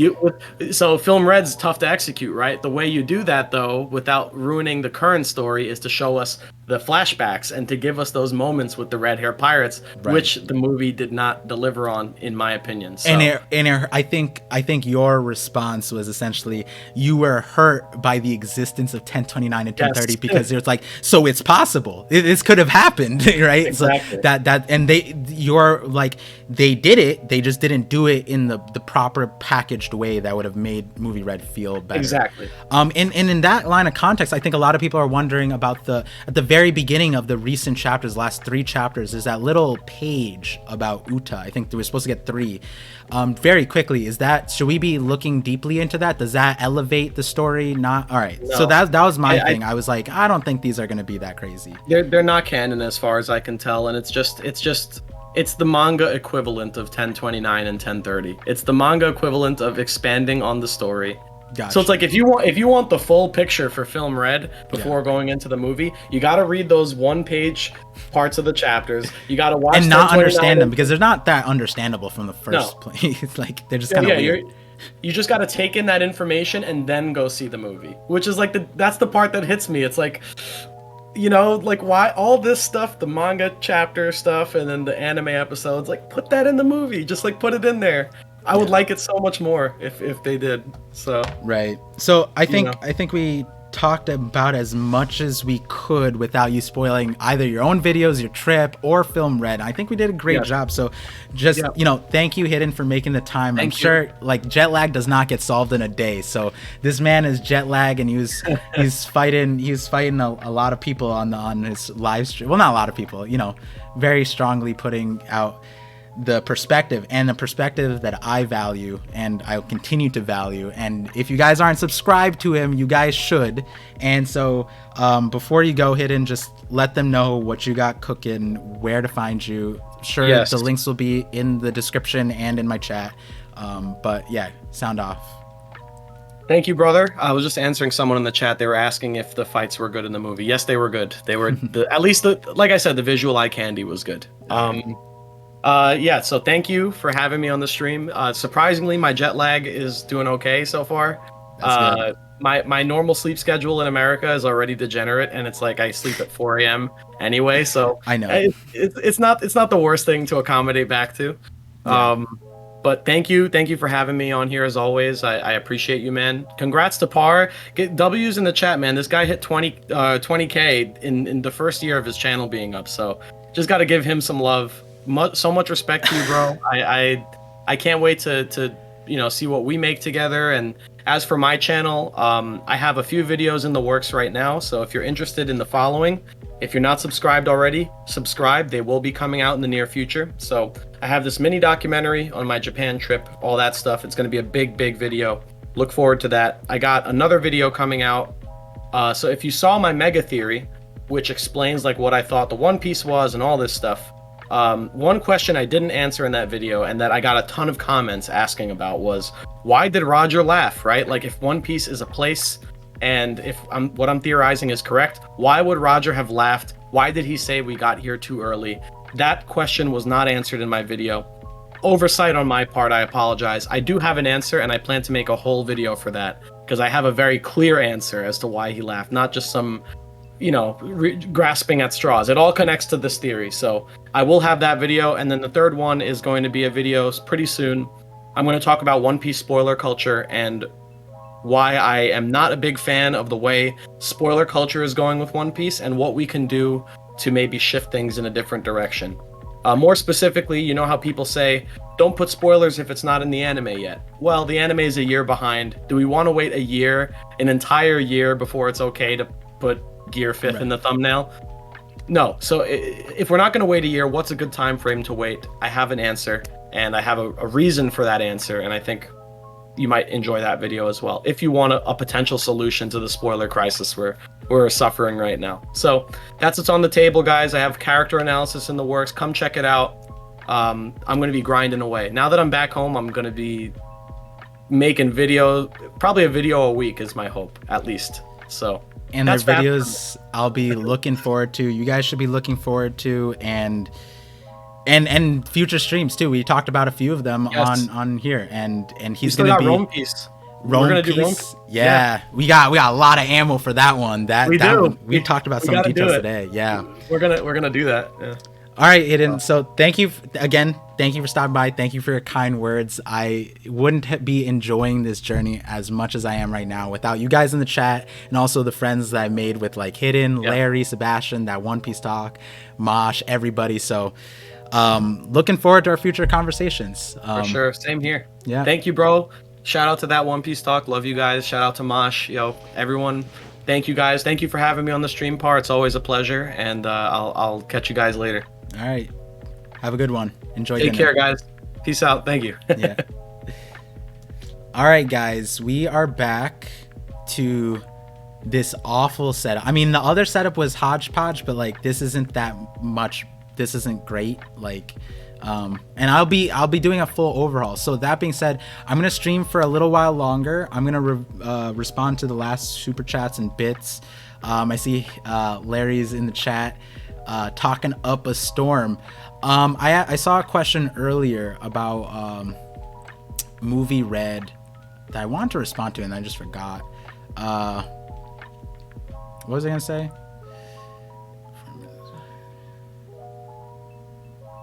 I mean, okay, so with me, I think, it was that One Piece talk with, he said, what's it go? It says, movies should never have an effect on the story unless it's directly means it's talking about prequels to Luffy's story or what we've already been through.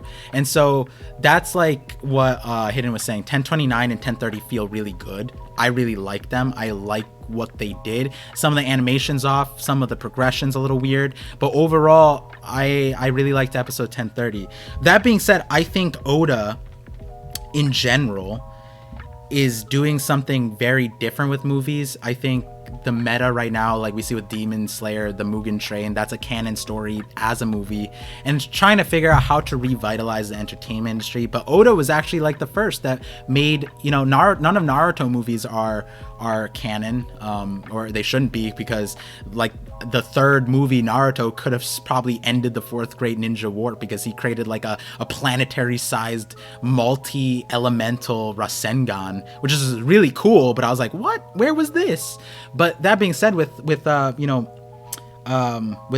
Oda in the movies, doing Strong World, doing these movies with canon elements in the story is so difficult. And I don't blame him to try and create a new system. A new system will always be difficult to do. To create a movie that's canon to the story but doesn't hurt the manga, that also benefits the anime watchers, because manga readers may not necessarily watch the movies. It's mainly the anime readers that would probably watch the movies. So it's kind of like this weird niche of creating a story that somehow fits and doesn't fit, and I think that's where this movie particularly is very difficult, because it's Shanks and then he adds Uta. And so but then Hidden Island brought up the major point. It's like 1029, 1030, 1031, a total 20 minutes each. You add them together, that's an hour of content where they actually did so far execute really well on Shanks material that's not going to be brought up in the manga. It wouldn't really make sense to for a long time. And then the other part of it is that when you think about Film Red in the movies in general, bringing into a box office environment, it's not necessarily for the manga readers or even the anime readers. It is supposed to bring in new viewers, which is weird, right? A 25-year long series. How are you supposed to bring in new viewers without spoiling them into the movie? So I'm going to make a thing about it where I'm curious to know about a viewer's perspective of someone who has not watched One Piece but watched Film Red. There's probably a few people who did that, and I'm curious to know what their perspective is on the movie, because at the end of the day, all of what Oda's been doing in the last, with Wano, with the movie, with the live action, all of it's done to, and we saw with his last announcements, all of it's done to bring more people into the series, right? And you can't spoil people with the movie. That's why we can't get God Valley as a movie, right? Because there's no reason to put God Valley in a box office and then spoil everyone about God Valley when that's literally what he's doing towards the end, right? So I think all of that, eventually when I get to the movie, I'll take all that stuff into consideration. But one of the more, amongst the things that Hidden said was an important reaction was in Japan. He was in Japan. He watched the movie. And theater reaction is important. And I'm curious because I've seen some positive takes on the screenings and that stuff. Hidden was the first one to watch it, even in Japan. And he said the theater left disappointed. That's an important take. These are the first people in Japan to watch it. At least for the public screenings. I imagine there were other screenings. So, that's an interesting thing. I mean, with me, I don't know how you guys are. I don't really let these things shape too much how I go in, but I value the part where we set realistic expectations. So I just want to get that synthesis out before I get to the chat. So let me get to the super chats now. Let me get to the chat, then I'll get to the super chats. So 1030 was amazing. Yes. I want to look up Oda's hometown. Yes, it's Kumamoto. Very, very interesting. I actually didn't know this. All the One Piece statues are in Kumamoto. I thought they were spread out through Japan, but they're in a lot of places. Or they're in his hometown, and it's done because the town went through tsunamis, and he donated money up front, but they also gave those statues, I think, to provide economic boost to the region. So in the long term, as One Piece fans come to Kumamoto, they, you know, bring more money to the region to recuperate, because recuperating from a tsunami, that was the largest tsunami, I'm pretty sure that was the largest tsunami that Japan has had in their entire history. And so recovering something like that it's not a year, it's not a 2-year thing, that's like decades. So shout out to Oda for that. But Spasms for Life says last Naruto movie is canon, the last. That is true. That was done towards the end, but even when you think about it like that, it was kind of like they kind of had to do that because they did the whole Boruto run, which in my perspective, it was like a lot of people were upset because we didn't even get the Hokage part in it, and like the movie felt really good, but we gotta like after we're not gonna talk about Naruto too much there. But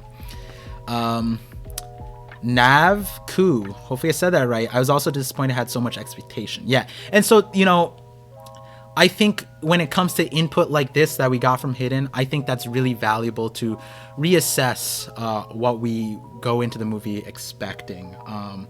And then even more importantly is he did say, had he watched these episodes prior to the movie, he might have felt differently about it. So that's why I know a lot of you guys don't watch the anime and are avoiding these fillers or whatever. That's essentially my agenda there. I want more people not to watch. You don't have to watch it with my watch party, which is Saturday at 10 p.m. Eastern time every week. You know, shameless plug on my own stream, but I would watch them. Their 10:30 surprised me a lot, and I really liked it. The second half of 10:30 felt really good. I was trying my best to talk to the chat while watching it, and I had to focus. It was really good. And sentimentally, what they did narratively, even the emotional aspect, the OST that they brought out with Shanks. I mean, I in the watch party, you can see on my second channel on the VODs. Also, I should have said this in the middle of the thing. If you guys tuned in late to the stream, this goes up as a VOD on my second channel, Part Vision VODs. So if you want to see what we talked about earlier, definitely go there. It'll be uploaded right after the stream. But that being said, the watch party was uploaded from yesterday, and yeah, like Godfather Shanks stocks went up, Evil Shanks stocks went up, but it truthfully, if I'm being truthful, and I said this yesterday, was Shanks is not evil. They're doing the same thing they did with Yamato. They did the topsy-turvy, Yamato's not coming, Yamato is coming, Yamato is not coming, and then right before Yamato is not coming, they do Yamato is coming. They build up that sentiment, right? With this, it's like Shanks is good, Shanks is evil, Shanks is good, Shanks is evil. It's done where these episodes very strongly put out Shanks is evil sentiment. But to me, that's like Shanks is not evil, and in the Godfather Shanks theory, it's more so that, yeah, he's not evil on the surface. He might feel like it, but it's not going to be that way. Shout outs to the watch parties. Yeah, the watch par D vision. So par D vision is a party. Yeah, I didn't come up with that one. That was a viewer made. I think Rabbit made that one. So shout out to Rabbit Head. I remembered you. Let me see some of the chats. Mr. Rubik says Demon Slayer did a whole canon arc as a movie, but then released an anime reusing. Yeah, the doing the season of the thing was like, you're just milking money. Whatever. But I like that they made the movie canon. And then they could have just aired it on television later before, but they didn't have to split it up. But it is what it is. Myriad says, yo, Par, do you think that the Kurozumi cycle of hatred continuing with Hiyori is meant to set up a return to Wano?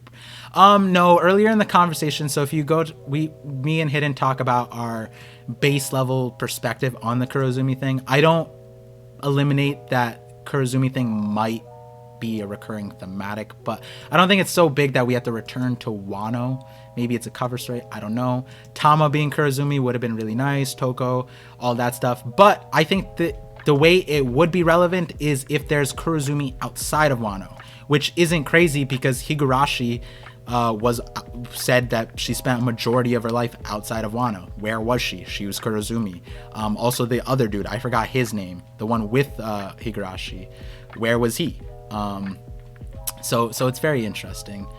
I want to see your reaction to the Reddit link with the One Piece mod for the Elden Ring. Okay, I'll pull that up right now. The reason why I can't bring it up right now is because my camera is from Discord. Here, let me try and swap out my camera real quick. Let's see. let's see. One moment. Okay, actually, wait. Oh, I can. Nice. Wait a second. Can I do this and then it doesn't mess up? Hey, we did it. Oh, wait, no, we didn't. Wait, hold on. 1 second.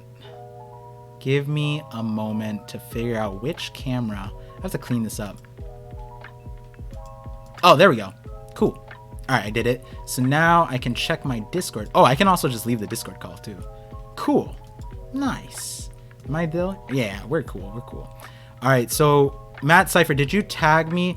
Can you put it in the stream alerts thing? Because I don't want to go through the reactions. There's the channel for stream alerts. You should have access to it. If you could just put it there, that'll be helpful. Let me see. So Fergu. Is it just me or Shanks and Garp must have some kind of connection? It's always bothered me that Shanks made a fuchsia. I talk about it in my Godfather Shanks video. I think they have to know each other, but episode 1030 gives us a perspective on that connection, which is why I liked it. We get some valuable lines, and I'm now more curious to understand what Shanks did to get the perspective he did from those lines from Sengoku and Garp. So yeah, we'll see what happens with that. Theater reaction is not a proxy. In France, people were screaming and jumping of excitement in the premiere. No, yeah, I agree with that, Raymond. I was just saying that this is like the Japanese speakers, and I don't know France's situation, but when Hidden described on his stream yesterday and to stream today, all of Japan was essentially painted red, like not a joke. It was like kind of like even chicken nuggets were red. Like everything was red. You couldn't go to a store and it not have Shanks about it, right? So that's the kind of build up that Japanese viewers got to experience. None of us are going to Stop and Shop or Walmart and just getting hit in the face with Shanks. But Hidden was basically saying the most random store, like all the gas stations, obviously, but like you go to like library is connected because they have the One Piece stuff, but like, man, I'm curious what the red light district film red, but you know what I mean, like it is a different perspective because I don't think France was that submersed in the film red stuff, and that is different, and that is valuable. But I understand what you mean. It is different, and that lends itself more to the idea that expectation is what led to the disappointing reaction, whereas in France maybe they didn't have that huge expectation that Hidden got to experience firsthand by being in Japan in the weeks prior to the movie's release, right? There's like most creators didn't get that perspective. Most of the creators at Reverie didn't get that perspective, so only Hidden got that perspective, and he didn't just tie it to himself, it also the people who were there. I see you, Mash. You said you called. I wouldn't be able to do it right now, but we'll definitely get in streaming soon. Anime is the way. Disaster relief and funding is a good thing after situation. Yeah, for sure. Par's putting in overtime on the streams this weekend. Yo, I had to put out the 1057 got slack, Film Red's getting slack. I had to meet up, talk with the peoples, get the right things, and I will criticize in my podcast episode. I criticize, which I have. It's not up yet. After this episode, after the stream is done, I'm gonna close off and get the 1057 analysis up. It's like 2 paragraphs away from done. I'll record it. It'll be up tonight. That being said, like I do have criticism for 1057. It's different from everyone else's. They haven't been saying what I've been saying, and I talked about it a little bit with Hidden here. I didn't talk about a lot of it. And the criticism that I had for it, Hidden agreed with. Despite him defending it, he was like, I can't fully counter what you're saying. You're right about what you're saying.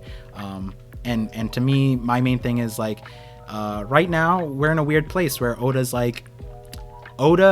is clear, like I don't want to put words in the mouth of like the situation. But he is overworking himself, I feel like. Film Red, he was making that, the manga. He had to be incorporated with the anime to a certain degree. All these interviews. Outside of that, he also does the live action. He's the live action movie. Then also the live theatrics. He designs all the characters in that we don't know, like Puggy and Chameleon and who else. That's still an ongoing thing. There's so many things Oda is doing, and I'm just like, I barely have the time to make videos reviewing his stuff. How does he have the time to make this stuff to the extent that he is? And you know, when it comes to the timeline of things, it's like 100 chapters, Act 3. Could it have been shorter? Could it have been longer? It's like it feels weird to see that, you know, One Piece is like, it feels like certain things are rushed because of a movie. Yeah, certain things for sure. How long is this video? If this video is super long, Matt Cypher, I'm not gonna check it out now, but because I do want to get to the other things in the chats and the stream. Okay, it's 50 seconds, so we'll check it out right now. Can you guys see it on the chat? I also don't want to put the audio there, so we'll leave this there, and hopefully I don't get, it's a mod, so it's probably not gonna get taken down for this, but let's see what's going on here. Oh yeah, I think he uses music, so we'll not drop that in. This is an Elden Ring mod, so you can be Whitebeard, Kaido, or Shanks? Wait, this is actually pretty good. Whoa! Wait a moment.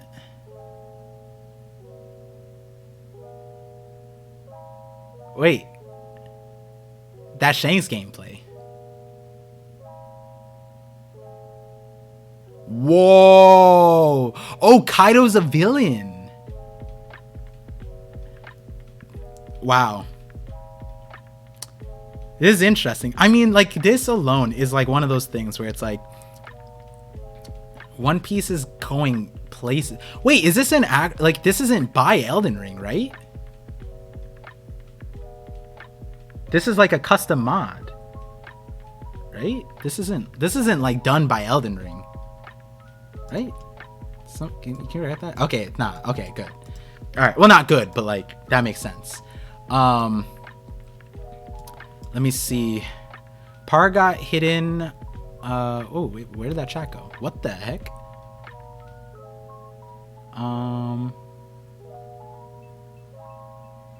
Pluton Mole thing. Par got hidden on board. He's supposed to watch it. Oh, the Pluton Mole thing. Yeah. Always shoutouts. Mugen Train is the only anime movie to have aired in your country? Damn. You have to get that mod? Yeah, if I get... Oh, all the bosses are. That's crazy. Mike Mays. Yeah, people wanted me to play Elden Ring. Maybe I'll get to it. Now that there's a mod for that, like, that's crazy. I mean, if you can understand the meaning of the lyrics, you will be moved more. Every word of the lyrics matches the movie. That makes sense. That makes sense, right? Let me scroll down and catch up with the chat, and then let me get to the super chats.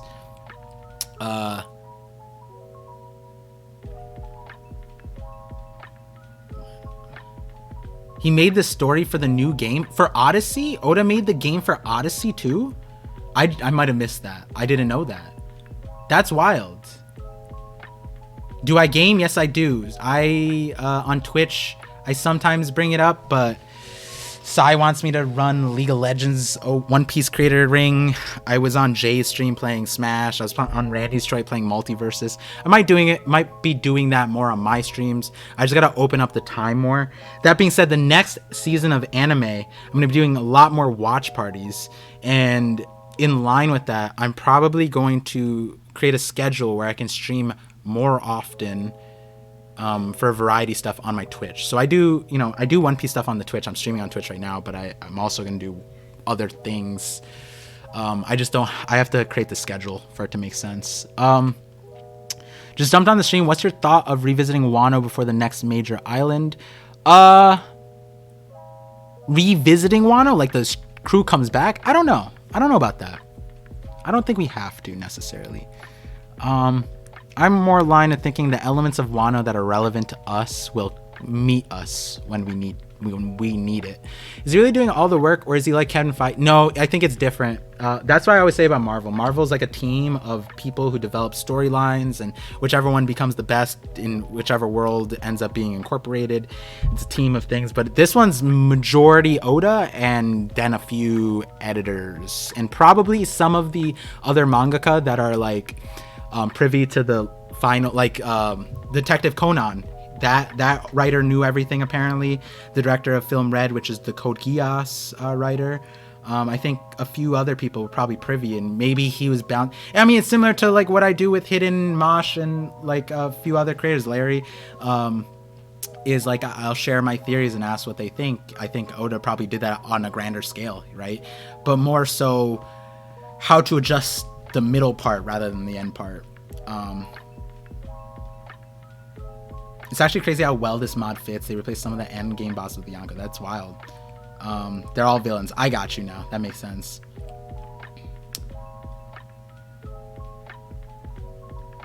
Their movesets just match the One Piece characters so wow. Yeah, the Kaido one where he blew up with the purple lightning was crazy. Are you gonna watch the new Bleach arc for? Yes. I gotta read. I watched all the way to the end of Bleach. I have to read the rest of Bleach. I'm gonna do that with One Punch Man also. Next, the fall anime season is too legendary for me not to watch party. I'm gonna watch party most of it. Disney will nuke the Bleach stream. I don't know if they have the rights to that part, but they have the licensing part. I'm imagining you can watch it elsewhere. Is Bleach worth it to watch? I think most people say at this point read it. I watched Bleach when it's relatively current. So it wasn't that bad, but yeah, that's what's up. What's your favorite games? I don't have a favorite game per se, but the game I devoted the most time to was League of Legends. Hit Diamond 1 is what it is. I was streaming it for a while.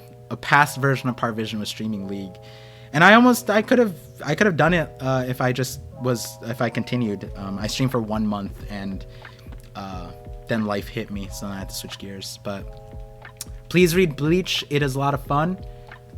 It's so good and fun. Yeah, Bleach is worth watching. Nostalgia. Yeah, the hype scenes are hype for sure. That's why I'm hyped for Odyssey, because it's basically Dragon Quest. Interesting. Watch some Black Clover or Mob Psycho. Yeah, Mob Psycho's dope. Black Clover's dope. Chainsaw Man. Yes, Chainsaw Man. I'm gonna do a watch party for that for sure. For sure. You just made it here. Don't worry. Once I end the stream in a few minutes, it'll be up on the VOD. And this is a legendary one. I'm gonna hype this one a lot because we got a lot of gold nuggets from Hidden, and he has so many gold nuggets to give us later on. Oh my, you guys don't even know, because I've been talking to Hidden and he's been telling me like live while he was in Japan. Like we talked for a while. It was like nearly every day, and I was like, what the hell? And he was like hiding things too, not hiding things from me, but like, you know, I'm gonna make a video about this, and I was like, just wait for the video, I'll wait for it, you know. So super exciting. But yeah, so getting on to the rest of the super chats, let's see where I left off. Matt Cypher with the 25 bits, he says, so Rio mechanics question here. Back in Eni's lobby when Sanjay used Diable Jambe and Jabra's, you spelled Jabra, you said Jabura, I think it's Jabra. Jabra's reactions looks like Kaido's reactions to Red Rock, as in it's completely bypassed Kaido's defense and Jabra's Tekkai. Yes, I talked about that with Cole on our live stream together. I'm going to be talking about that in my Elemental Hockey video that's coming up. Agree. Matt Cypher again with the bits. He says, did Sanji use Rio unconsciously back in Eni's lobby? Yes, that's my take. I talked about that. Cole was taken aback at first, and then, you know, I gave my explanation. He's like, all right. I mean, you know, it is what it is. The cringe called Igglebaz. Film Red should have been Shank's story post Roger. I think we're gonna get that in the manga. That's why. I think we're gonna get that in the manga because of that two parts. At Ace's burial, Shanks said Roger never showed these emotions. He said, I wish Roger did this more. And then at the end of his journey with Roger, he had that crying moment with Roger. I think somewhere along those lines we're gonna get that part filled in. And I would go out on a limb and say, even my perspective of Shanks, even before the conversation with Hidden today, I didn't think we would get that in the movie. What I did think was what we got in episode 1030. In episode 1030, that is what I was thinking, and that is what you're saying. Shanks' story post Roger, but so like I agree with you. No, I agree with you. But I think we're saving parts of it for the manga. I don't know if we'd get that in the movie for the same reasons why I said God Valley wouldn't make sense to have as a movie. But yeah. So I think manga is gonna be where we get that. Even though Film Red kind of touched on it in episode 1030. Time Lord with the bits. Since Jinbei confirmed Tekkai is just armament, do you think it's plausible to say Lucci's 6 king pistol is Ryo 2, allowing him to flow his haki into Luffy, damaging him from the inside? When did Jinbei confirm Tekkai is just armament? Who said was saying armament? Like, you can use Tekkai and armament on top of each other, right? Tekkai's contingency is you can't move for Tekkai. Armament you can. So I imagine if you mix Tekkai and armament, it's a still version of armament, and you can put Tekkai inside. My take is that these Rokushiki techniques are the best training to develop haki. That's my take. If you train someone to develop Tekkai, they would be really great at armament. If you train someone at the various Rokushiki techniques, they would be really great at other forms of haki. That's kind of my perspective on that. Are they just haki? Were they using pre-haki? I don't know. The main reason is I think this is SBS, not SBS, VVer cards. I forget where it was exactly. Oda said that using Rokushiki, Lucci and Kaku developed haki. So Rokushiki was like the base. And so it's kind of interesting to think about it like that. Let's see. Curtis Jackson, loved having Hidden Island join. I'm on replay now, but great stream. Yo, appreciate that, Curtis. Jabra could use Tekkai and move. Could he use Tekkai and move? I thought if he was falling or something, he would stand still. It wasn't like he would be like Tekkai and then move. Once he said Tekkai, he kept the form. If it was falling or moving, that was different. Could he use Tekkai while moving? I forget. I'll have to review that, actually. I feel like you're right that Jabra did have a higher level, that he was don't group me the same way that was fodder CP9. But I'll have to think about that one, or go back and look at it. Chainsaw Man don't hit for me. Hey, not everything's made for everyone. That's how it's gonna be. Send you a DM on Discord. Check it out later. All right, I will do, Phantom. Rokushiki was a cool power system. Yeah, and with Cole, King of Lightning, I was talking about how Semi Kikan might come back in the story. Threevil Parvisions for the culture? Wait, what? Threevil Parvisions? Oh, for a collab stream? Yeah, we're gonna get something up soon. I just been this Hidden. I literally planned the Hidden Island thing to on his stream on Friday. So, I need to get my videos back into gear to get these. As you guys noticed, I've been lowering the amount of videos I can put out. Or I've been putting out because I've been collabing more.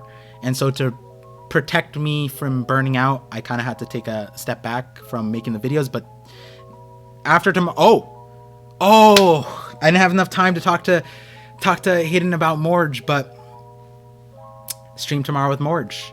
That is going to be a big thing. Definitely going to be talking about some things. I imagine we're going to talk about 1057, so that's going to be fun. Would appreciate your guys' support there. I will have a video that comes out before Morge's stream that brings us into Morge's stream. So essentially, it's rating Morge. So it'll be fun. That's for sure.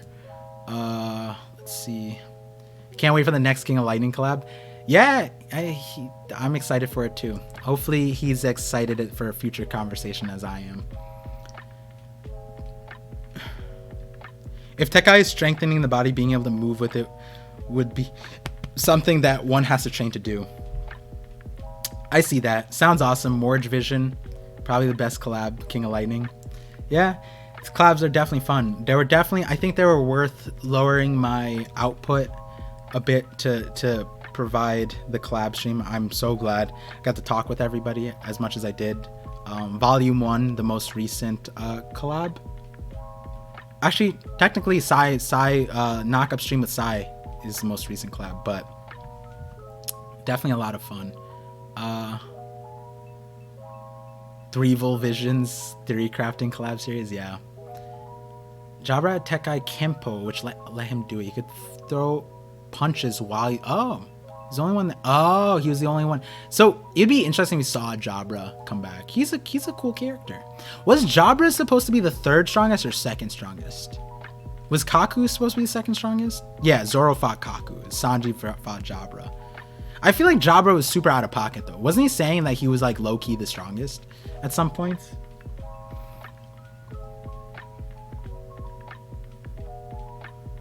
Just want to say thanks for being such a great person and making One Piece even better as usual. You really make a difference. Thank you, 3-Day. 3-Day Trip, always a son in the community. Appreciate you. Personally, I'm on the side that it's basically just hockey, that martial arts in general all use hockey in some way. I agree with that.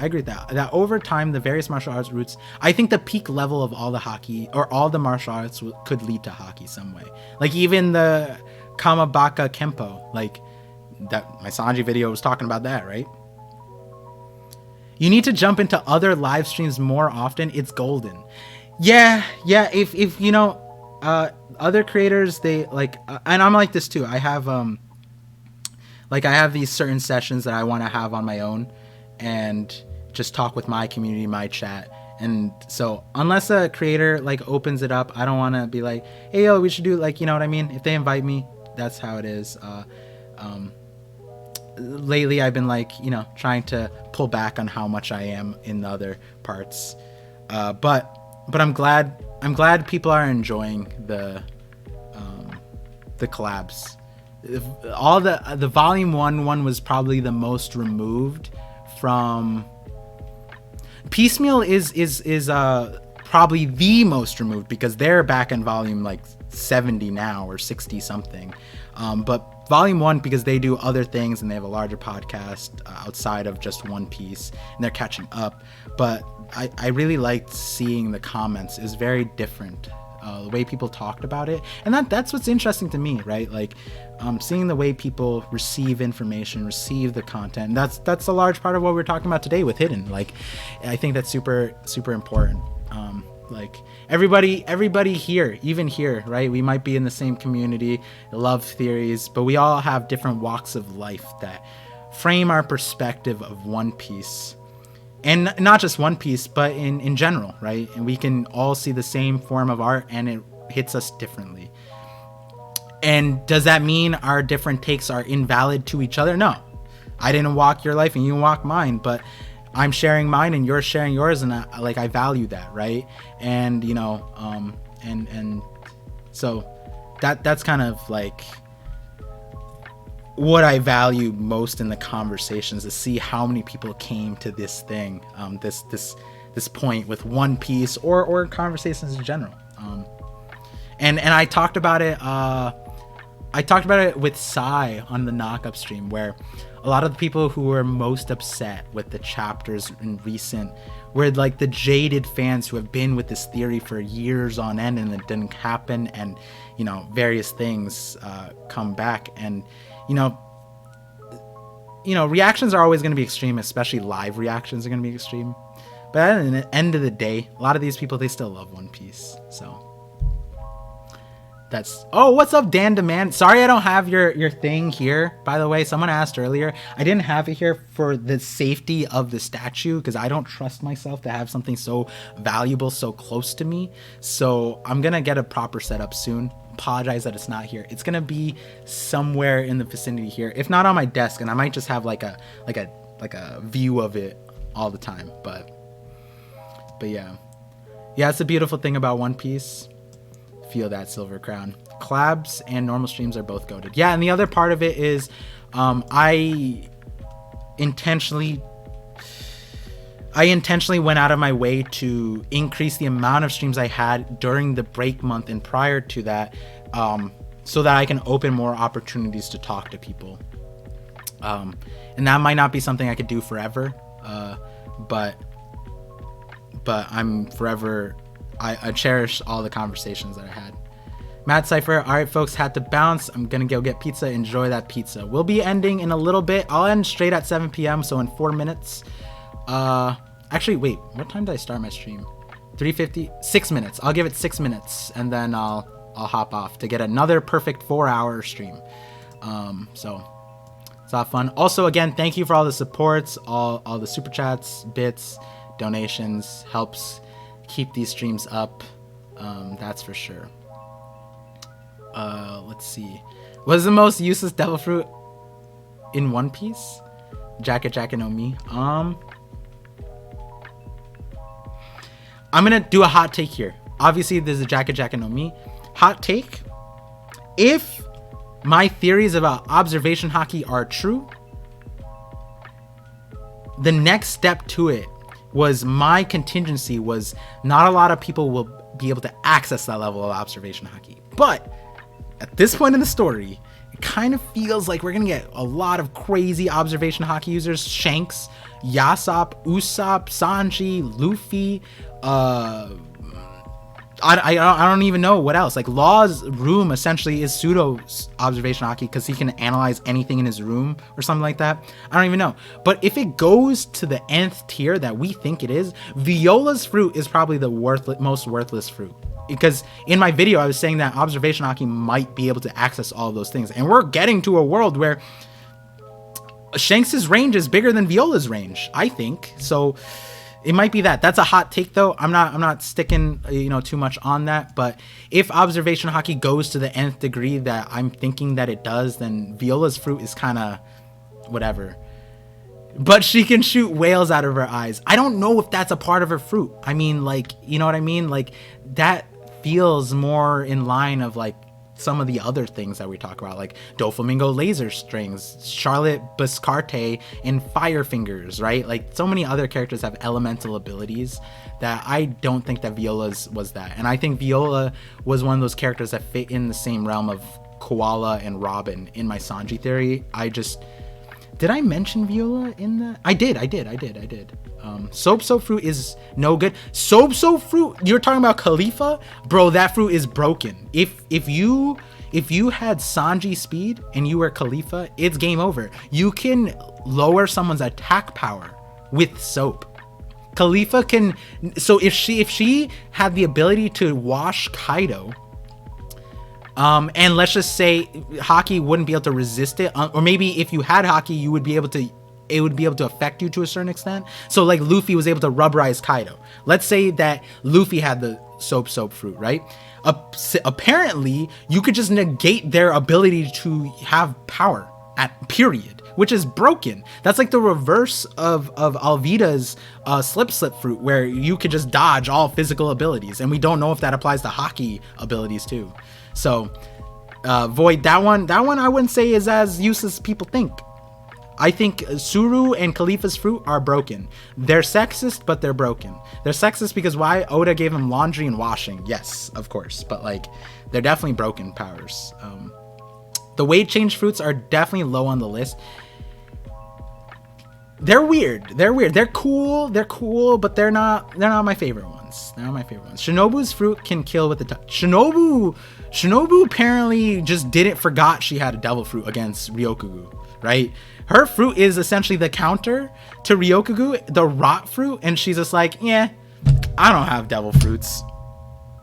Like, that was weird. That was definitely, I'm not gonna put that on the list of L's of Wano's L's because there are some, but that one isn't there. But like, it's like, why not just have her do something, right? Like I don't know. I mean, they had her counter Kaido's Boro breath with that scene, right? It's weird. She's waiting for the yeah, honestly, maybe she was like, oh man, this is free lipo. Why not? I want Chopper to learn all those body. Yes, he called them biofeedback. I would love that. Let's see. I got through all the super chats. I don't think I skipped through anything, so I think we're good on that regard. Hopefully you guys enjoyed the stream. Let me just check what time. I have a minute left on the 4-hour mark, so talk for a minute. You live on YouTube as well? Yep, it's both. When I do One Piece related stuff, I'll except for the watch parties, I'll do them both on YouTube and on Twitch. A lot of people who just like Twitch. I have a favorite spot for Twitch. I like Twitch chat, like not the people. I love people on Twitch chat, but I like the functionality of Twitch chat more than YouTube chat.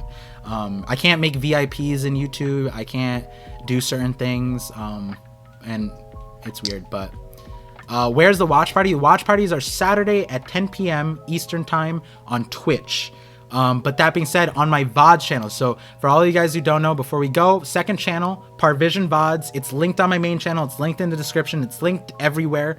Go check that out. All the VODs get posted up there, from Voice of All Things, which is what's happening today. And then watch parties gets posted up there. Knock up streams, so my live chapter reactions get posted up there. And in the future, there probably will be a few more things, a few more surprises. That being said, after the stream, I'm going to be working on my 1057 analysis thing. I'm going to finish it up, record it. The podcast should be up tonight, so you guys can, if you're commuting to work or whatever, you can listen in, hear my perspective. I think that my 1057 take is, if you heard it, I mentioned on my live stream, I mentioned other streams so far, but I think so far I haven't heard too many people harping on this thing.